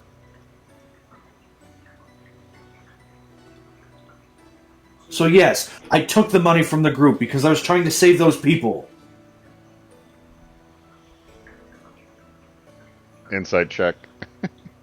Go for it. If I may. He's going to roll either a persuasion or deception check, and I'm not telling you which one.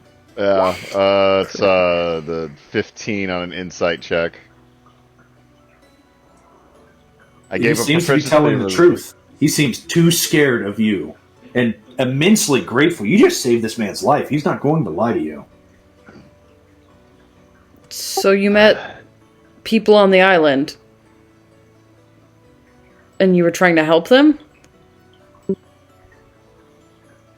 I mean, everyone's hurting right now. Everyone needs help. I'm curious on where you met these people at.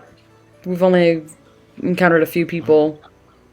You swear, what are these people who had supplies? I mean, there was a big group of dwarves. Dwarfs. They had food, they had money, they had weapons and armor. They had full packs. They said something about traveling through a dark thing before falling in a hole. The Underdark? Yeah, that's the one. You met dwarfs from Gracklestug. Here. Okay. Do you remember where on the island? Where they were from. I've never heard of a Gracklestuggy Underdark. Where are you from? I'm from District 5. I don't know what that means. Can you name a country? Or continent? Ravnica. Nope, never heard of it. It's not from my world either. Ravnica. It's an elegant name, I'll be honest. But regardless, I work for the dragon, Niv. Or at least I did. My guildmates turned on me because they said I stole from them. They attached this thing to my chest so I'd explode. They were just been chasing me with pyroconvergers for days. The galvanic weird inside this thing is going to go off the second that I stopped moving. It was terrifying. Well, you just saw. yes, saw, experienced, felt, What? woke up from. What's your name? You saved me for no reason. I have no payment for you. Is he looking at Taminel or both of us, or what? He's just sort of looking around the three of you, yeah. 4, 5. Well, I guess I got a 6, good number huh? of people, yeah. 6 with the echo. You, sir, Sorry. you and your twin brother are amazing. In my head canon, for whatever reason, I always feel like Caius' echo shows up, like as if he had just stepped out of the shower and is just wearing a towel. It's like you keep pulling what versions of yourself just as they're showering. Every time, I swear. You may call me Taminel the Blameless. Oh, do not be afraid. I usually say that first. Why would I be afraid of you? I love you. And he starts hugging on you. Oh, burns. It is appreciated, but burns. We should also probably get going if we are to get somewhere safe before nightfall. Do you happen to know where these dwarves are at? They were wandering the island. They said they were headed back down. Don't know down where. Maybe that big-ass pyramid leads somewhere underground. I don't know. It doesn't. They were headed to it. Maybe we should meet up with them and get them to come with us before we leave the island. Well, if we were to do that, we would need to start heading back eastward. Because the pyramid's on the eastern side of the island, correct? It is, yes. We can certainly make that direction. I'm a foreigner here, so I defer to you all. Right about that time, stuff happens. Oh no. More stuff? A seagull! Yes, a seagull Okay. lands on your head, Taminel. It looks down from you, and it says, "This is a message from Lucian Skyhorn, from the lighthouse. We've been attacked by monsters from the sea. Please, send help before it's too late. I beg any who hears this. This is a message from Lucian Skyhorn, from the lighthouse. We've been attacked by creatures from the sea. Please, send help before it's too late. I beg any who hears this." Mine? And then the seagull flies away.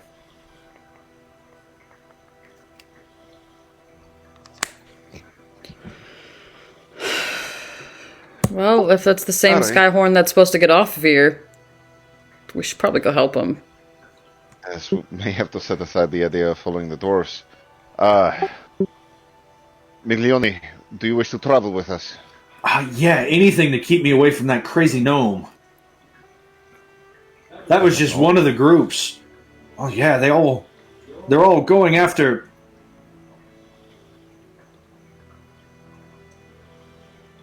Going after... They all work for him. He nods. No idea who you're talking about.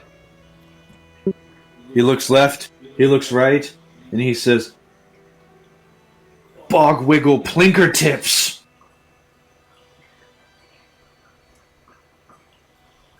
I'm sorry.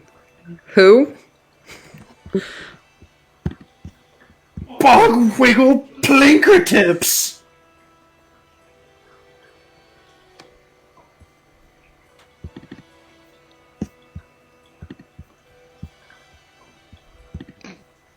Yeah, Oh, I'm sorry. it even says it. Yeah, I was switching back and forth between trying to remain serious and trying to be not to laugh. I see. I see. Hmm. Well, And he looks petrified of this. we should get to the lighthouse. And if we encounter the gnome and the rest of the party, we will handle them too. No, Yes, you we will. don't. You don't understand about Plinkertips.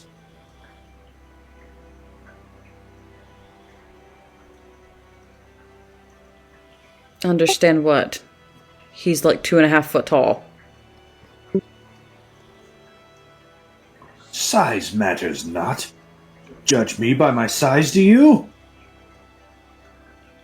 I promise it does when it comes to how far you can be thrown and how fast you fall. Your Eritrea is showing. No, we have a Caius who likes to go banished and up in the air. I know, but your Eritrea is showing. Well, regardless, we should head in the direction of the lighthouse. And when you I'm say also that, slightly- a mission tracker appears. Oh, see, there's a on the compass up top. Whoa, that's really light. I can't read that. Yeah, that's actually cool. Preparing for a journey shrouded in mystery as you venture to reclaim Skyhorn Lighthouse from the shadowy grasp of evil. With the Keeper imprisoned atop the tower and the depths below teeming with dark secrets, your task is clear, yet fraught with peril. Unravel the enigmatic power, I don't know why that was so hard to say, hidden within the depths of the ancient artifact, as you navigate through treacherous caves and face unknown dangers lurking in the shadows. Only by uncovering the mysteries that lie within can you hope to restore balance to the turbulent seas and free the lighthouse from its sinister grip. Will you rise up to be the heroes that Skyhorn Lighthouse so desperately needs?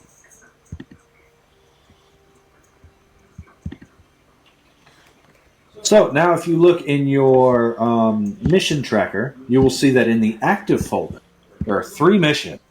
The Pandorica Open, Secret of Skyhorn Lighthouse, and Plinker Whom.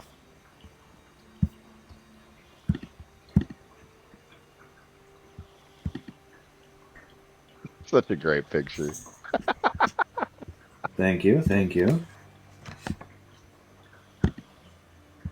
But with that in mind, I went ahead and I updated the calendar. It is now the 16th. Because you all went to sleep and woke up once.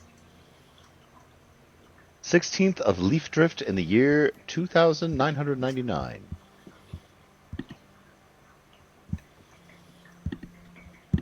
And for your XP today, Ooh. let's see, we got...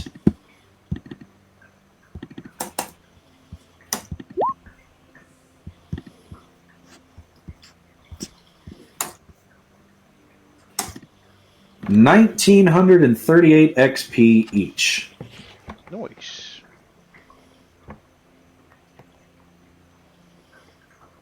But we can keep track of that from some other time. This encounter, I've never seen anyone go through the bomb encounter and save the man. Well done. And with that, we're going to end our tale for the night, guys. As the secrets of Skyhorn Lighthouse awake, and the relief of being able to help another human being, another person in the world. Our tale will come to a close for tonight. Everyone watching, I would like to thank you. Every one of my players, you both are incredible. I'd like to thank you as well. If you like what you saw, give us a like, a subscribe, ring that notification bell on our ongoing boss battle against the ultimate big bad evil guy, the YouTube algorithm. And until next time, I hope you enjoyed your stay at the Bear in the Moon Tavern, and we look forward to having you again. Good night.